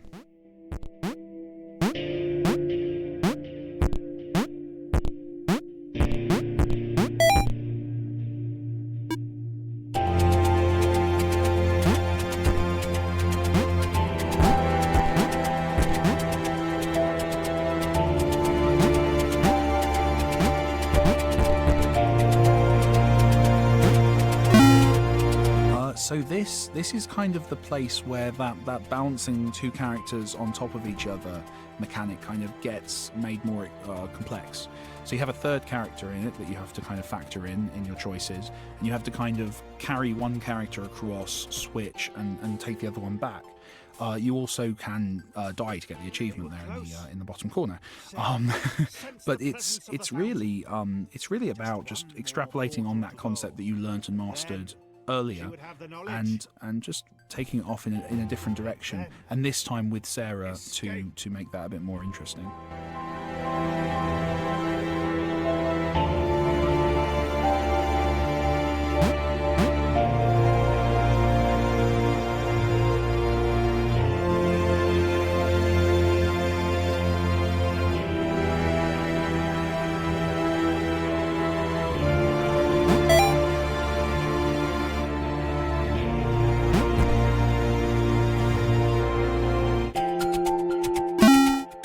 So This is the Fountain of Knowledge or Wisdom, depending on, on which bit of dialogue I'm using at that specific point.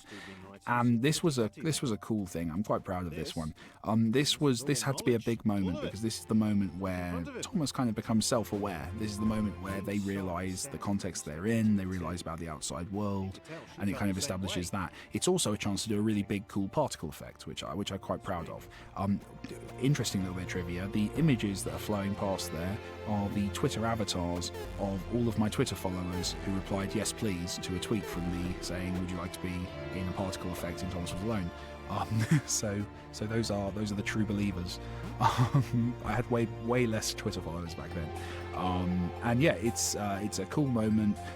It's also a really interesting moment for Sarah, because this is obviously Sarah's like objective and dream was to get into this fountain, and she is cruelly kind of separated out from it, and the layout of the level kind of forces her to watch the exact moment where Thomas achieves her dream and she doesn't. And the story does some fun stuff around that, but it's a nice kind of, there's a nice kind of mix here of one character feeling awesome and the other character being, you know, feeling less awesome. And I think it works.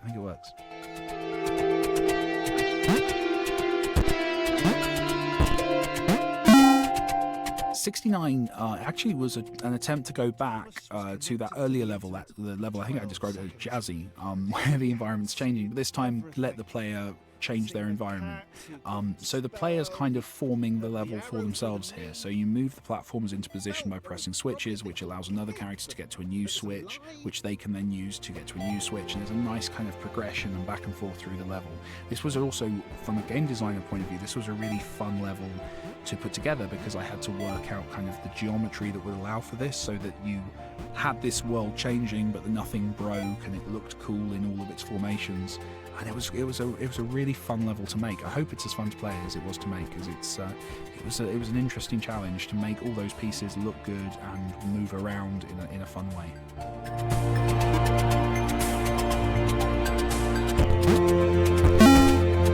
So building on the idea of the player kind of editing their environment, this was another idea. This was one of those experiential things where it didn't really come from a puzzle per se. It came from an idea that I thought would be quite fun visually and from a player perspective. So this is a box which gets smaller and smaller and smaller as you interact with it, and kind of compresses the player characters down in space.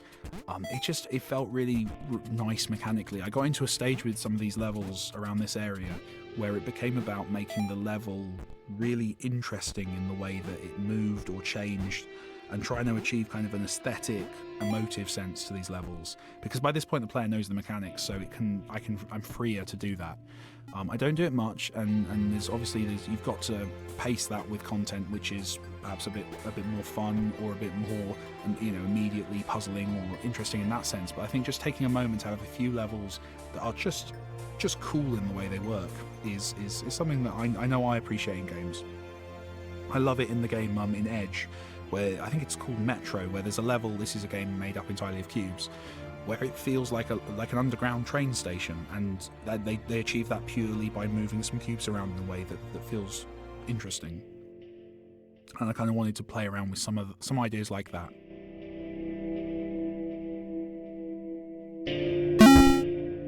So these levels coming up, the objective here was to complete all of the character arcs, because as you know, spoilers, this is the point where we actually leave these characters behind, and all of them have a journey they have to go on. So I'll talk a little bit more as we go through, but essentially the first character to deal with is Thomas's journey, and no one gets this except for there's 3 or 4 people, and that's my failing. That's absolutely my failing. But what I was going for, what I was hoping people would kind of take away from Thomas is a creative. He's someone who wants to make.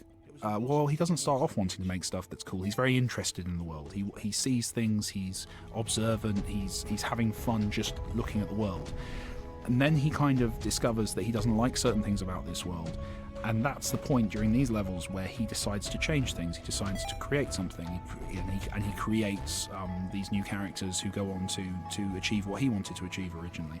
And it's nice. It feels like a nice kind of illustration of that creative process. Of kind of creative people tend to, at least the ones I've met, tend to be really, really interested in everything, and I kind of like it's not part of the process that I've really seen depicted, and I kind of like the idea of Thomas being that guy who has to know why that thing works the way it does, and is intrigued by the world around him. And I don't think the players necessarily realise that straight away, but I hope that during these kind of levels you realise that that's the journey Thomas has come on, towards kind of becoming a creative or a creator.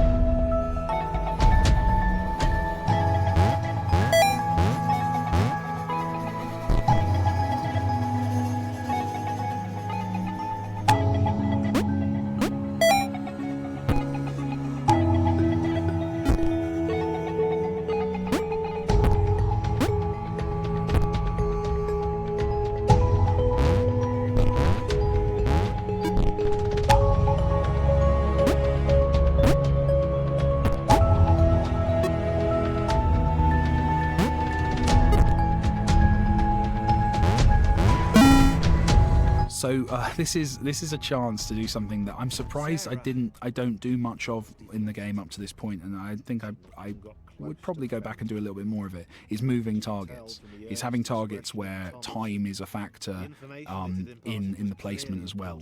So here it's really simple. I basically have two position sets. And you just have to move your characters into one of those sets, which is fine. What's interesting is because the sets keep moving, most players, as they're putting this together, lose track of which set they're trying to build, and that's where the puzzle comes in, is just paying attention to which layout you're attempting. Both are possible, obviously, but doing half of one and half of the other is not it's not going to win you the level. So it's a fun one from that point of view, that it kind of plays with players' perceptions a little bit. It's also quite a nice one screen level. There's not many of these in the game, but I do like pulling them out every now and again. It's a nice way of mixing things up a bit, and aesthetically I just really like one level, one screen, and that's how the Flash game worked, of course.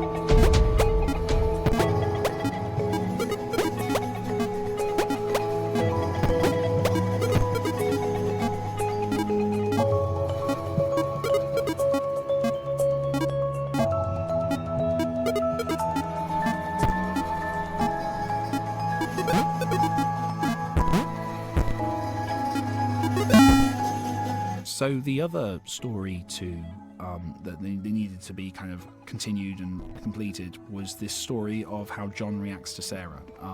Is that Sarah basically is John, but more so. And I really like the idea of him being massively intimidated at first by that and jealous, but actually that freeing him a little bit, because he doesn't need to be insecure, because there is someone who's demonstrably better at jumping than he is. And he kind of comes to terms with that and likes the idea of making other people feel awesome about themselves. He becomes much more selfless. He starts off very selfishly at the start of the game, and through his interactions with Sarah becomes the selfless character, which is really cool.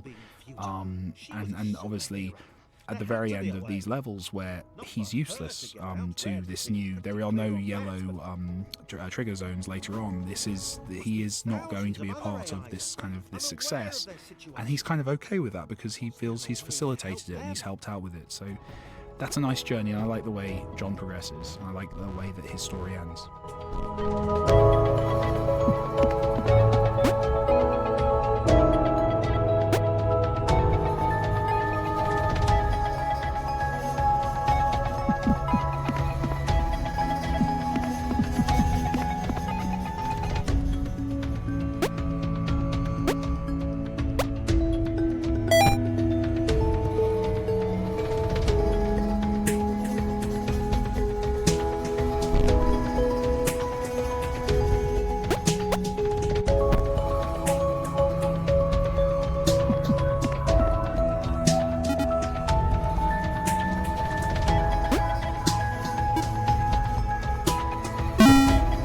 I mentioned earlier the how late the checkpoints came in, and that was a very late addition to the game, and I think I pointed out that was pretty stupid. This is the mechanic I added 2 weeks before launch. I was playing for the first time. I tried FIFA. I was playing a football video game, not playing football, and I hated it, but I liked the idea of a ball, and it kind of rooted in my mind. I wanted to add a ball to Thomas, and I didn't want to, it wasn't going to go in too many levels, but I liked the idea of having one or two places where it fit. And I knew that during these kind of levels, you have been with the same characters for a little while, so introducing a new mechanic kind of felt logical and felt like it would be good for the player's kind of sanity. So the ball obviously became a diamond because curves do not exist in this universe. And it became quite a cool little physics object you bounce around. It caused quite a few headaches in terms of the way character interactions work, because physics in Thomas is not realistic. It's kind of, well, it's not realistic obviously because it's a video game jump, but actually more so than that, in terms of when you carry characters, the fact they don't slide off you, for example. So there's quite a bit of tweaks and fiddling going on behind the scenes to make the game feel the way I wanted it to feel. And the ball kind of contradicts a lot of that. So it became quite a bit more challenging than I thought it was going to be. But it actually adds, I think, a lot to these last few levels with these characters, that you play with it in an interesting way. The fact that it's got the diagonals on it means that the way you interact with it is kind of akin to a football, that you're kind of bouncing it around the level and kind of specifically kind of hitting it from different sides in order to change its direction, things like that. And the big challenge actually was working out how to make it interact with the existing systems in the game. Making it a specific Switch variant was the perfect solution. That it felt logical, the player understood it, and it used it used a way of communicating that had been set up before in a nice way, and it fits into the existing systems. So this is similar to some of the stuff I do earlier in the game with multiple areas with different characters interacting indirectly. But what's nice about the ball was that it allowed me to make levels like this one, where you have different characters in different areas interacting with one object that gets moved around and passed around in different ways. And that was cool because it meant I could kind of separate the characters but have an object that moves between them. Because you don't directly control the ball, it becomes a kind of a passive object in the world that you have to interact with in interesting ways. It's basically kind of like, I guess, the companion cube from Portal, that it becomes something that takes on a meaning because it's something that's passed between different characters in this scene. So yeah, I really like this level. I never did get on the bottom right of the water, the particle effect kind of bleeds out of the wall, and I hate that. And I never got that right, and I never worked out how to fix that problem. So yeah, half-finished game.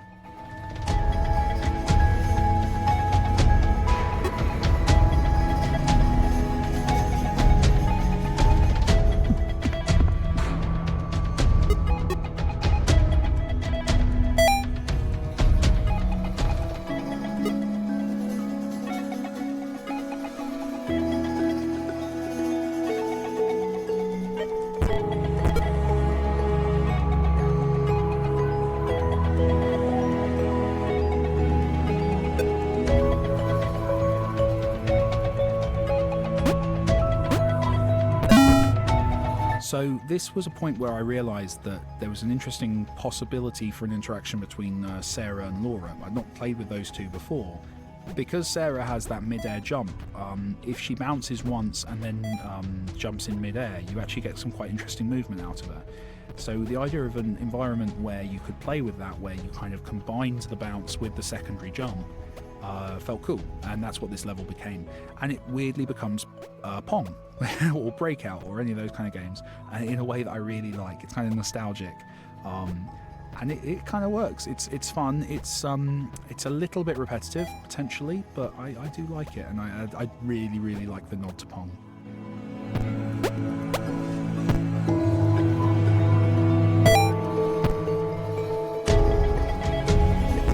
Laura had been born special.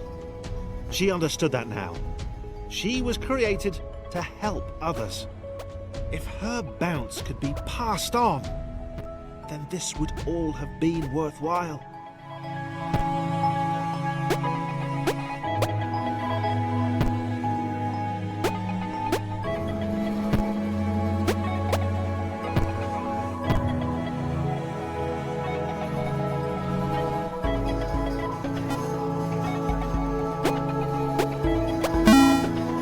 So this is another area where the characters are kind of divided. I had quite a bit of... it was quite an important piece of story here. This is the moment where Thomas does decide to basically change the world.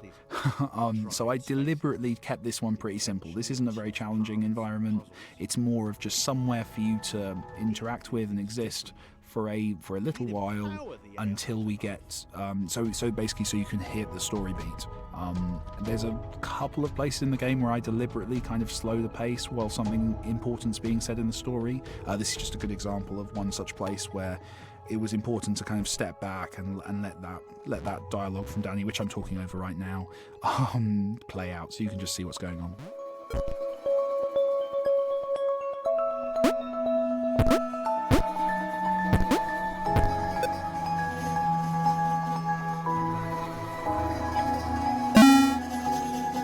I loved as a kid the game Mousetrap, and this is kind of my ode to Mousetrap. It's similar to a couple of the other levels that you've got kind of a sequence of different characters interacting with the same ball, but here it's much more specifically a journey that ball's going on from one end of the level to another, and that feels... I really like this level. It's, like I said, it's a nod to Mousetrap. It's kind of, it takes you in some interesting directions. There's also some quite cute ideas in there around the kind of, when that little lever that kind of flips the ball upwards that you catch in midair with James. Stuff like that just kind of grew out organically as the level was being designed. And it just feels nice. It feels sufficiently different in terms of the way you interact with it than any previous level. And it goes back to that kind of thing I was talking about earlier of the experiential element, that this level's so much more about how it feels than how challenging it is to work out.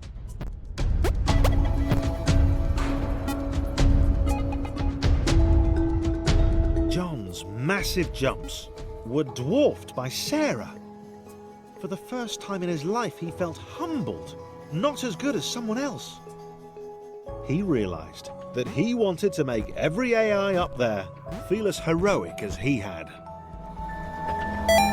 He liked the sound of that. Okay, so this is, again, kind of still riffing off the idea of characters in separate rooms. But what's cool here is the approach has been to make those several rooms join together. So you're kind of opening up the space, and the characters kind of overlap in interesting ways. This one was really about the way the paths work for the characters. So you feel like you've really travelled this space. You take characters from one end to another, you take some characters just slightly over to the side. You've got Laura and Sarah there just kind of on their own, bouncing away as a nice little metronome for the level. You've got kind of an interesting journey for each of the characters in this level, and they're all overlapping, so it's a level that feels really good because they're separate, but they're also kind of overlapping constantly, and some of the puzzles require more than one of them at once.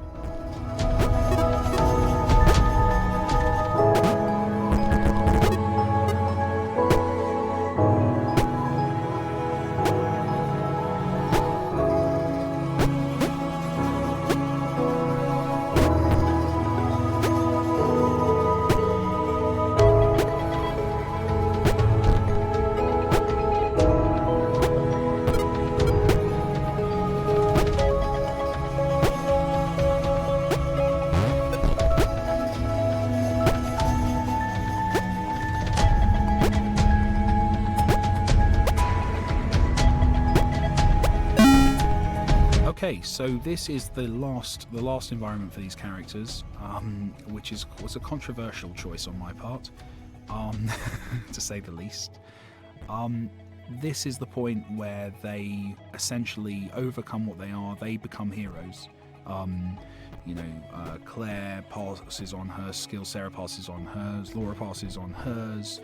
Oh my god, I've just realised that most of the characters that give up their powers selflessly are female. I don't know what I was trying to say there, except James. James is male, so that ruins any reading like that. And it's a nice moment where basically I hope that most players assume that this is a game about characters escaping. I hope that most players assume when they start the game that the last level will be Thomas escaping. And I like to subvert that. I like the fact that these characters don't get out, that they become part of the system, that they essentially give themselves so that the others can escape. There's a certain kind of heroism there. There's almost a mythical quality of them kind of sacrificing themselves for their kind. It also had to feel pretty epic, so that kind of final moment, where the characters step into the Matrix, there is a hopefully a cool feeling to that. They're also, the way they're arranged means that the characters whose traits are not carried over are not in the particle effects, not in the Matrix itself. They're kind of out to the side, which probably no one notices, but is a nice little moment for just kind of establishing what might happen next. I didn't want to make it clear how they were going to affect the world, so I couldn't say too much at this point, but I hope that on the second playthrough players kind of spot that all when they listen to this.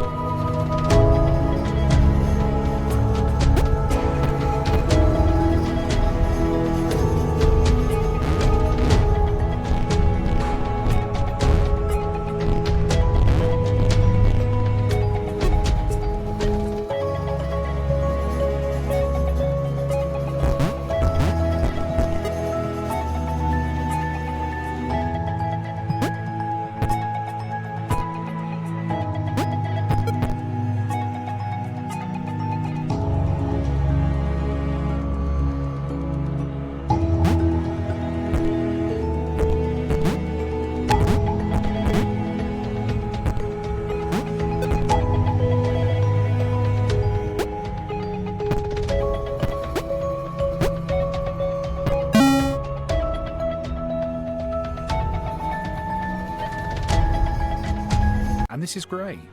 This is a new character.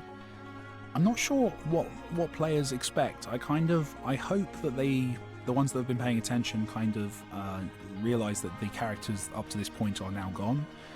I wonder if some of them think that this is going to be a continuation like before, but hopefully that loss kind of sets in. With Grey, there's a few things about Grey that are important. One is he's grey.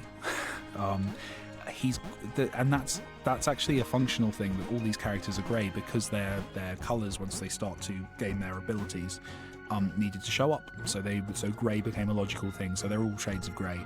Having the first character introduced coloured grey, I think kind of helps that to take a little bit longer to sink in, so players kind of just accept that the character's called Grey.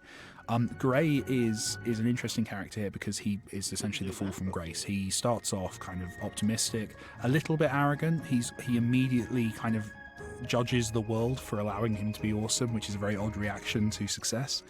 But he becomes darker and darker as the levels go on, and eventually kind of obviously betrays everyone. So it's cool. This level, the main focus of this level was to frame the moment where the player gains the floating in water ability. They don't know what these shapes are. It's the kind of classic Mario thing of you can't fail to get them at water ability, but I wanted to make sure that that moment felt cool. I wanted to kind of echo that moment where Claire becomes aware that she's got superpower. But the idea that Gray starts off without one and then gains one during this sequence is it's basically, if I can get the player to learn during these moments that that's how those things work, then this level's achieved its objective, both from a gameplay perspective and obviously narratively.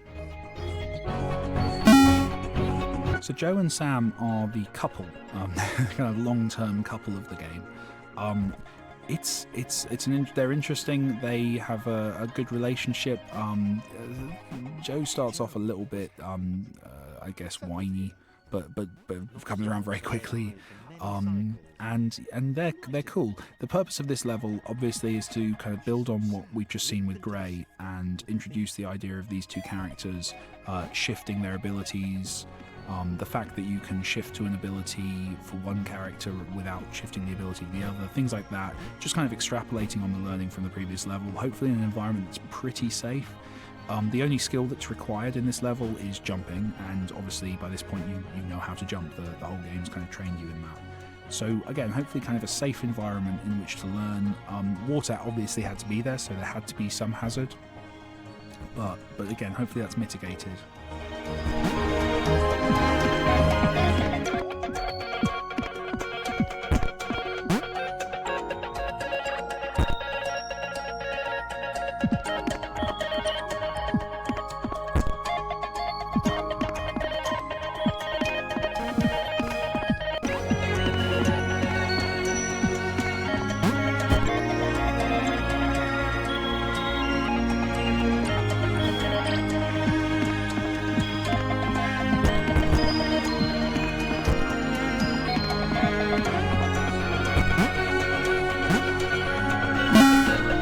This is an interesting environment.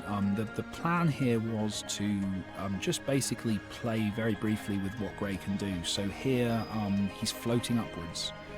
This is slightly different to anti-gravity because obviously anti-gravity you can jump. Whereas in this level, because it's water, you can't jump down from the ceiling. So it became a case of there's a challenge to that the player gets stuck or can find their way onto. They can't opt out of falling on spikes. So it kind of works in an interesting way. It's not actually water. It's kind of faking it. He's basically, for this level, Gray is treated like an anti-gravity character. It's a total cheat, but it kind of hopefully introduces the idea that a character can, for an entire level, be of a certain ability. It's also, to be honest, a cool moment. It's kind of an inverted version of Chris's fall from earlier, so I like it for that reason. So this is, things are pacing up at this point. By this point, I'm less inclined to give people safe space to learn a new mechanic, because at this point you've been playing the game for a while, you get it.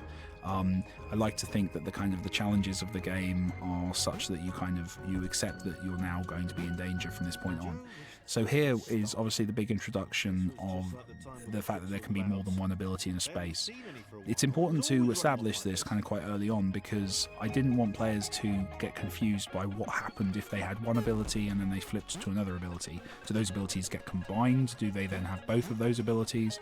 And it had to be a toggle for lots of reasons. It would have been very, very difficult to make levels fun. It would also have been very hard to allow players to disable an ability, which is obviously a big part of some of the puzzles later on. So yeah, with this one, it was really about teaching the player how to logically progress through a space where they had the opportunity to change their abilities, and also how they could combine two characters with different abilities to win. So you have to carry one character on another character here, you have to bounce one character on another character there.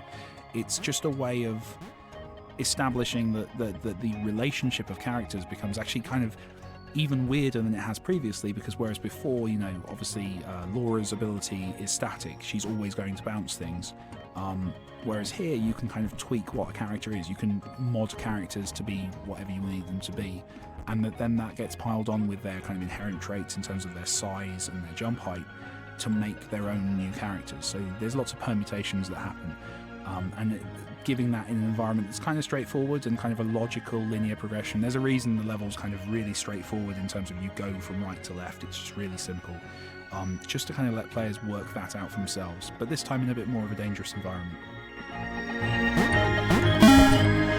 So here I'm establishing Paul as his own character. There's a lot of reasons to do it on his own. Just kind of narratively, I just wanted to establish him before he's put into a scenario with Gray. The kind of the new mechanic here, gameplay-wise, is the fact that your relationship to the environment shifts. So as you progress through this level, sometimes you can float, sometimes you can't, and those shifts are forced on you. You don't have a choice. And what that does is that just kind of reiterates the fact that that shifting can be both a negative thing and a positive thing. And that's kind of important for later, because there will be points later where you have to avoid trigger zones in order to progress and to survive. So here's another example of a level that's kind of intentionally pretty simple, just to kind of allow the player to get used to a narrative point. So this is the point where Gray and Paul meet. The player needs to understand that Gray's starting to be a bit dodgy, and that he's going to betray Paul. That he's going to take all this information that Paul tells him and use it in a bad way. So it's kind of a simple level, but also there is some interesting spatial stuff going on that you have to kind of adjust the positions of Paul and Gray on those steps in order to get the bounce right. There's a few different ways of doing it, but it's kind of interesting. This is one that there's a lot of little different changes in the way you play this level, and I like that about it. I like that players can find their own solution.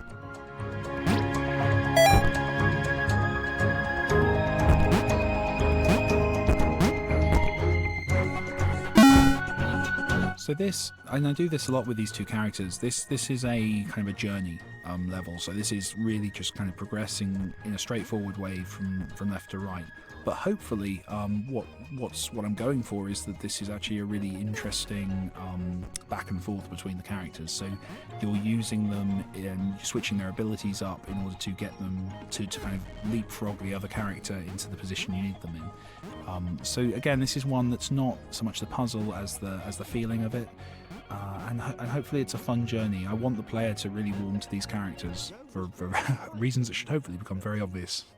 Maybe Sam had done the right thing after all. It was getting a bit chilly though.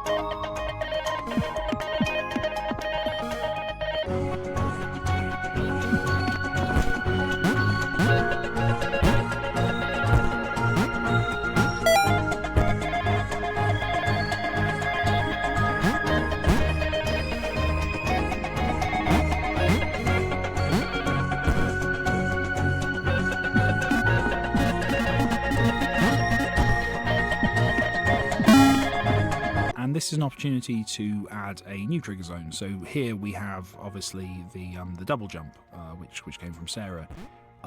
This is to be honest, again, a quite straightforward environment, but just enough room that the player can work out what it is. There's a lot of communication going on in terms of hopefully explaining to you what each kind of thing does, what each different ability shift does. Obviously the colours are the same colours as the characters they're from. That's something that a lot of people don't actually pick up on. But it's still required to give these environments that kind of act as a sandbox for the player to work out what an ability shift does. Also, it's nice because it lets me do little character moments at the same time as introducing these new mechanics. So this level came from a lot of different things. There's a couple of different mechanics, or not mechanics, but kind of interactions I wanted to play with here. One was the idea of a challenging trigger zone to get to that then makes the journey away from it easy. So right at the start, that water trigger zone, It's kind of hard to get to. You have to jump across lots of stepping stones, with the hazard and danger obviously being water, but then you get the water ability and then you just cruise through the water, and it's a nice moment where you feel empowered. So that's the first thing. The second thing I really wanted to play with was the idea of jumping into a trigger zone in midair and then using that ability, falling into a trigger zone and then using that ability while you were in the trigger zone, which I also do later on. So those two kind of little moments of interaction that I kind of wanted the player to experience. The first one is purely an experiential thing. The second thing is more of kind of a puzzle to just work out. That's how you're meant to interact with it.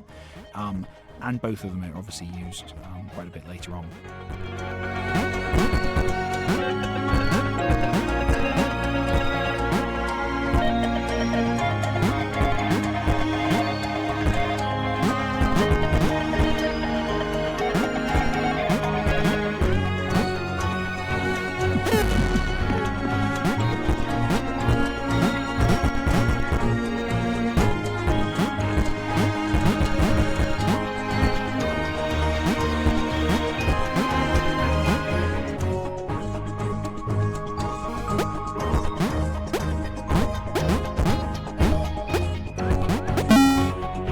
So with this level, this was one that kind of grew out of the work I was doing on the other levels kind of around it. It's an example of a level that kind of the mechanics are there mainly because I just liked the way they interacted with each other. So there's a lot of really interesting overlapping kind of movements that you're doing in this environment, going back on yourself, using, changing ability mid-air, water not being a threat, because all the water in this level is obviously surrounded in that blue trigger zone. It means that water becomes a buoyant interaction. You actually have to use the buoyancy, I believe, for the first time in the game in order to hit the switch on the right. So there's a really kind of interesting interaction that takes place here that I wanted to play with, and I think kind of is quite fun.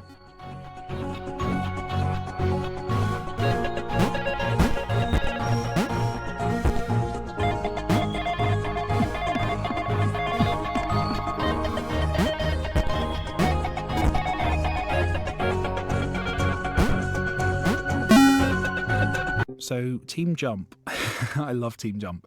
Team Jump, the main purpose of Team Jump was to bring a little bit more humour into the game. I really wanted to have a group of characters who were a bit silly, a bit stupid, to be honest, and a bit fun. The other interesting thing with Team Jump is Team Jump were actually how this game originally was envisaged. When I first started thinking about these mechanics many years ago, I imagined kind of a group of characters all the same that you could basically kind of stack up and make kind of, I don't know the word for it, but those kind of gymnast poses where you stack up a bunch of people on at the same time. I wanted to do that kind of thing with characters in the game. And it kind of, in the context of the game I was thinking about, it didn't really work, but in this context it felt like actually adding a bunch of characters who were all essentially identical, and then getting the player to build them into towers or get them to help each other out became really interesting and became something that was a different style of gameplay. The other characters, because they're all so unique, you kind of think of them as unique entities and use them as such, whereas with these, because they're all the same, I kind of hoped that they would be seen as one unit, and it became a case of almost having a transforming shape character in the game, and I'm a massive Transformers geek, so so that was fun. But yeah, I'm kind of, I feel there's more puzzles to be done with Team Jump. I might have to revisit them one day.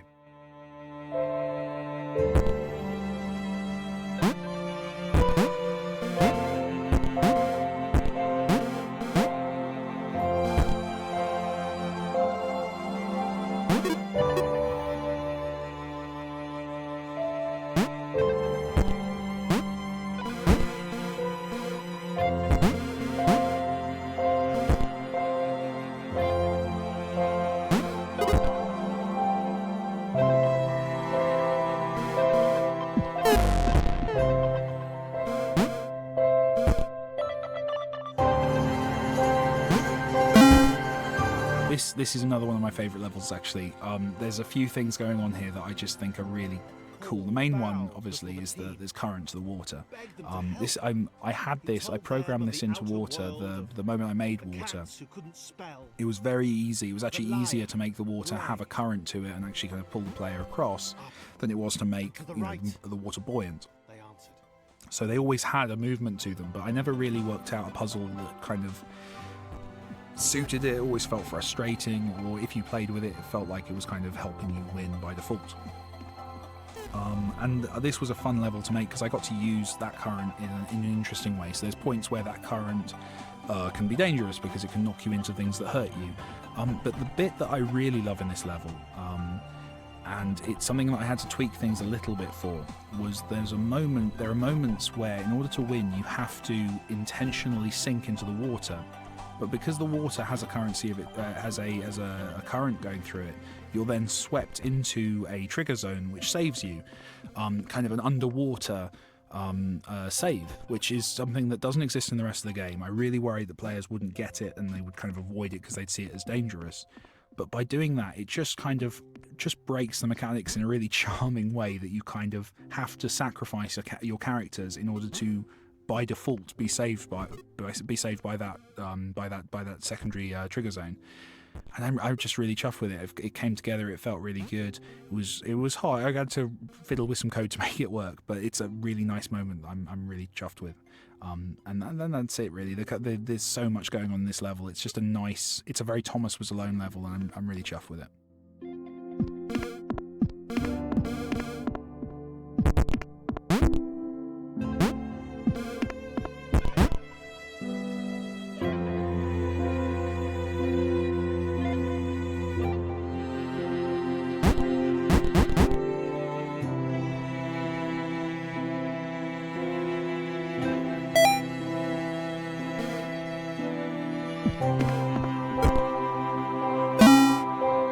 So this is something, a mechanic that I kind of really wanted to bring in, which is the idea of avoiding trigger zones. The trigger zones become dangerous, just in and of themselves. So here you have, like, right at the top there at the end, you have those blank trigger zones, which are intersecting with the water as you swim across. You have to avoid those in order to not turn away from being buoyant and sink. You have to kind of avoid those.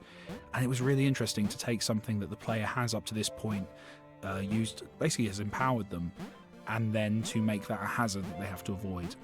And that's something that can only really be achieved once the players, getting the system. They've been through enough challenges with it. They understand how these trigger zones operate.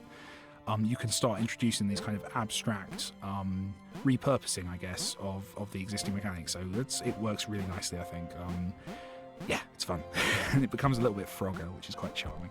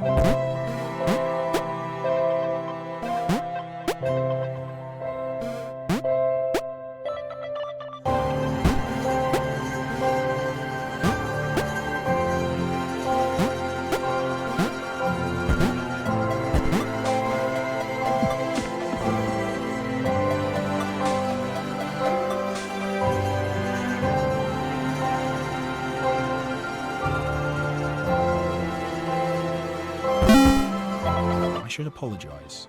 I've just been reminded that the things I've been referring to for the entirety of this commentary as trigger zones are in fact shifters. It's fine, I wrote the script, but I forgot the words.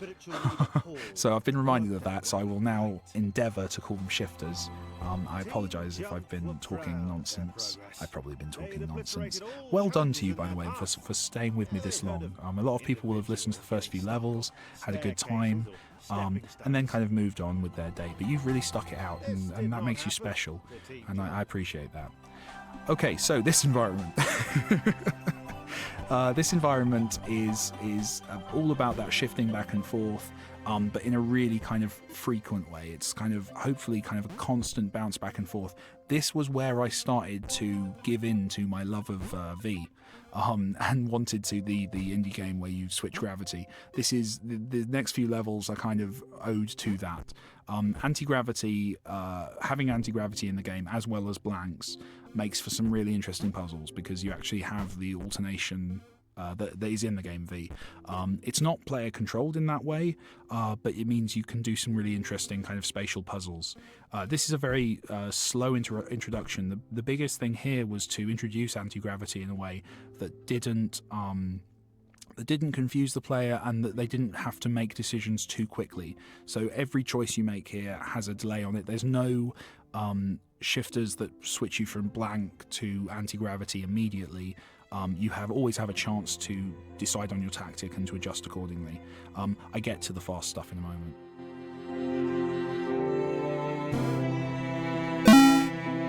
And this is that moment.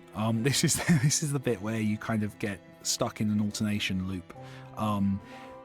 This was from the moment I knew I was going to have the shifters at the end of the game. This was kind of the first level that came to mind, mainly because it's ripped off from V.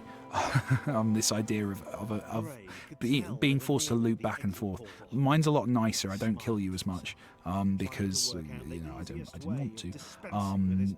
And yeah, you kind of progress these characters through. What's really interesting here is playing with the different distances these characters travel, because of their differences in mass. They kind of each have a different way of interacting. So as you can see there, Joe and Sam move a lot more than Gray does, and that's cool, because that means that you can have a lot of fun with the space. And as the blocks progress, you have different routes. It would surprise me massively if every player plays through this by taking the characters the same path.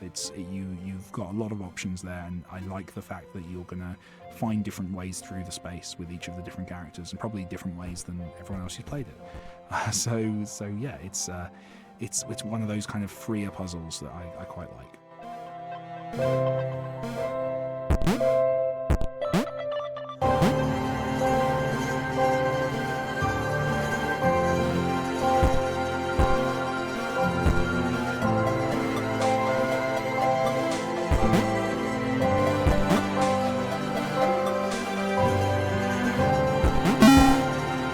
So I said before that the game is at its best when you have 2 or maybe 3 characters on screen at the same time. This level has, I believe, 9 characters, or is it 8? Might be 8. I think it's 8. I'll tell you why I think it's 9. It's because it was 9. Or 10, one of the two, but I actually removed one of the team jump. That was mainly because on a computer keyboard the numbers didn't go high enough that I could make have a game which had that many characters in. I didn't really consider it, but I had to go without one of the team jump numbers, which would be fine if there wasn't a piece of dialogue in this level specifically referencing the fact that there are 5 members in team jump.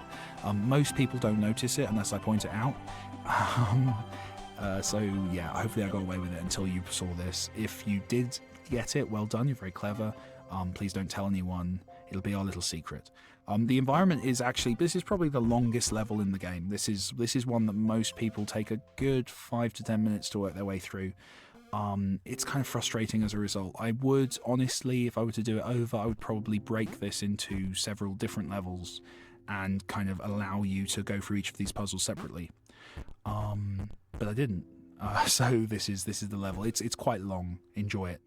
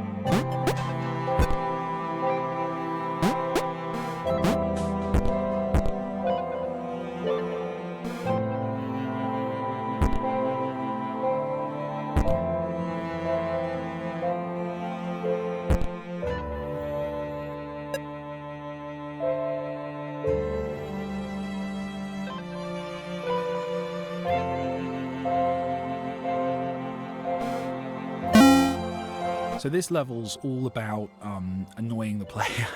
So that really here the shifters are placed in such a way that basically every shifter in this map is there to kill you. So you have to be very careful about where you tread, about getting characters past difficult shifters that would cause them problems. And that becomes the focus for the player, is kind of avoiding shifters, but more importantly, just playing in a way that's intelligently avoiding them so that you can get through the level. I really like this level, and it was horrible before checkpoints. With checkpoints, it's actually, I think, one of the more interesting levels, because you progress through it, you get a few setbacks, but you carry on. And yeah, it's cool. I like it.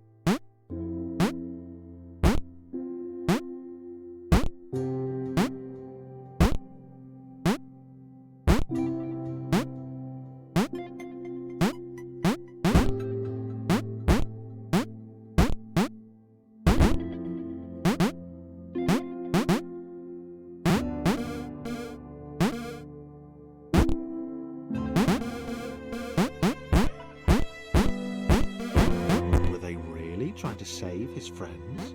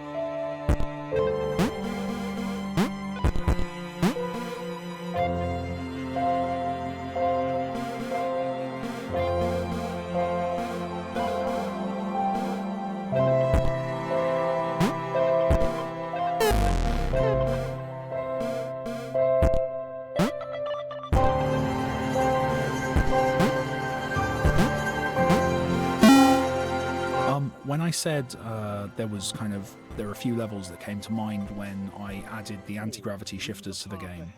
The last one was the obvious kind of the V one, but this was the other one. Was the idea of a falling room where we get bands of anti-gravity and blanks kind of passing through the environment, which means that you're constantly alternating. All of your characters just alternate every few seconds between the two states.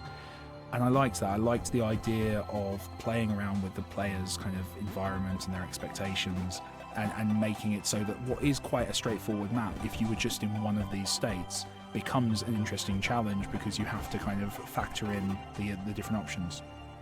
This is also, just being a bit arrogant for a little while, this is a motif that I use in quite a few games.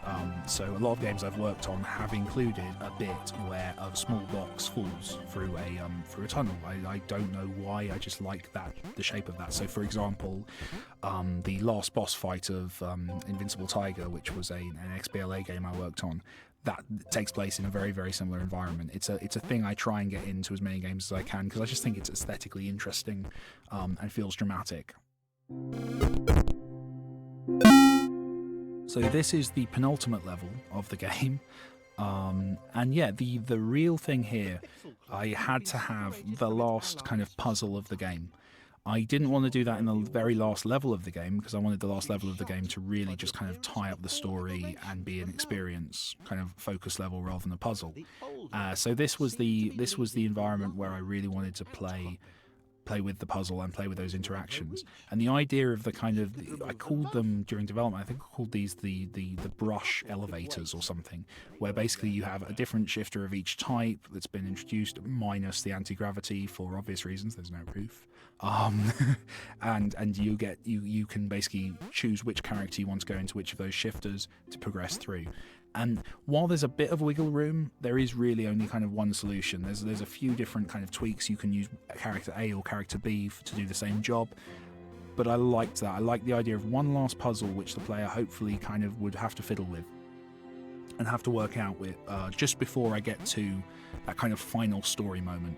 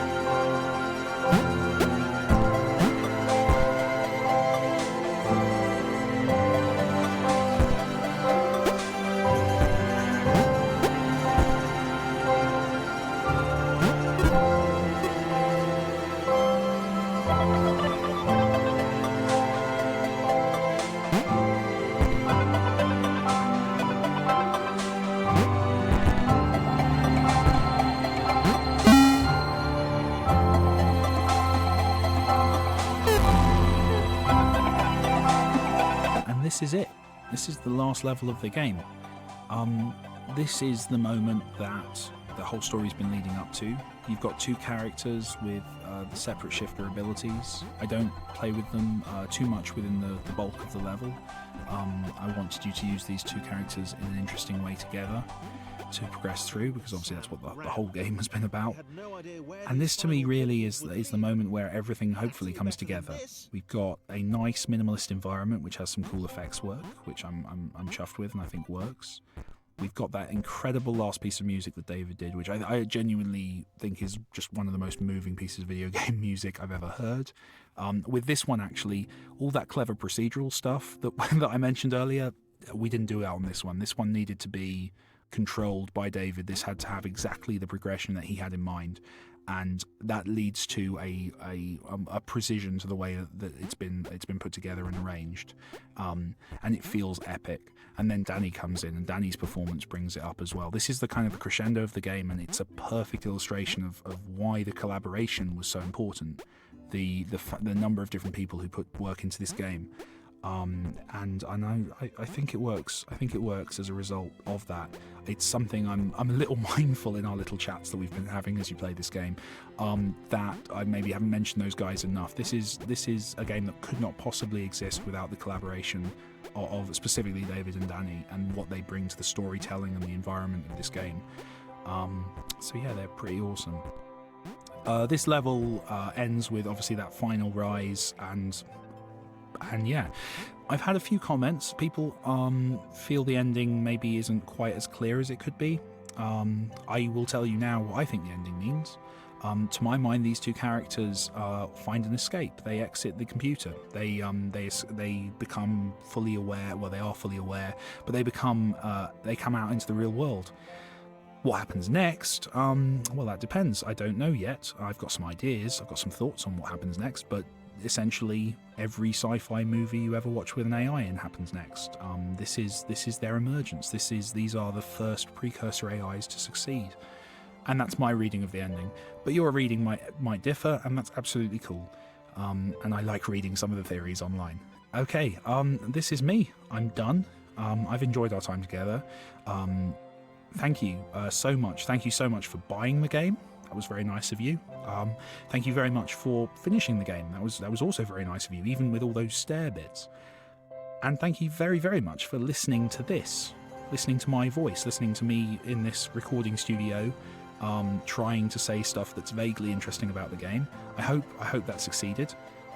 Thank you so much for your time. It's really cool of you to join me. If you'd like to hear more of my ramblings, please follow me on Twitter. It's @MikeBithell. And yeah, I look forward to saying hello to you. Thank you very much for your time. Cheers.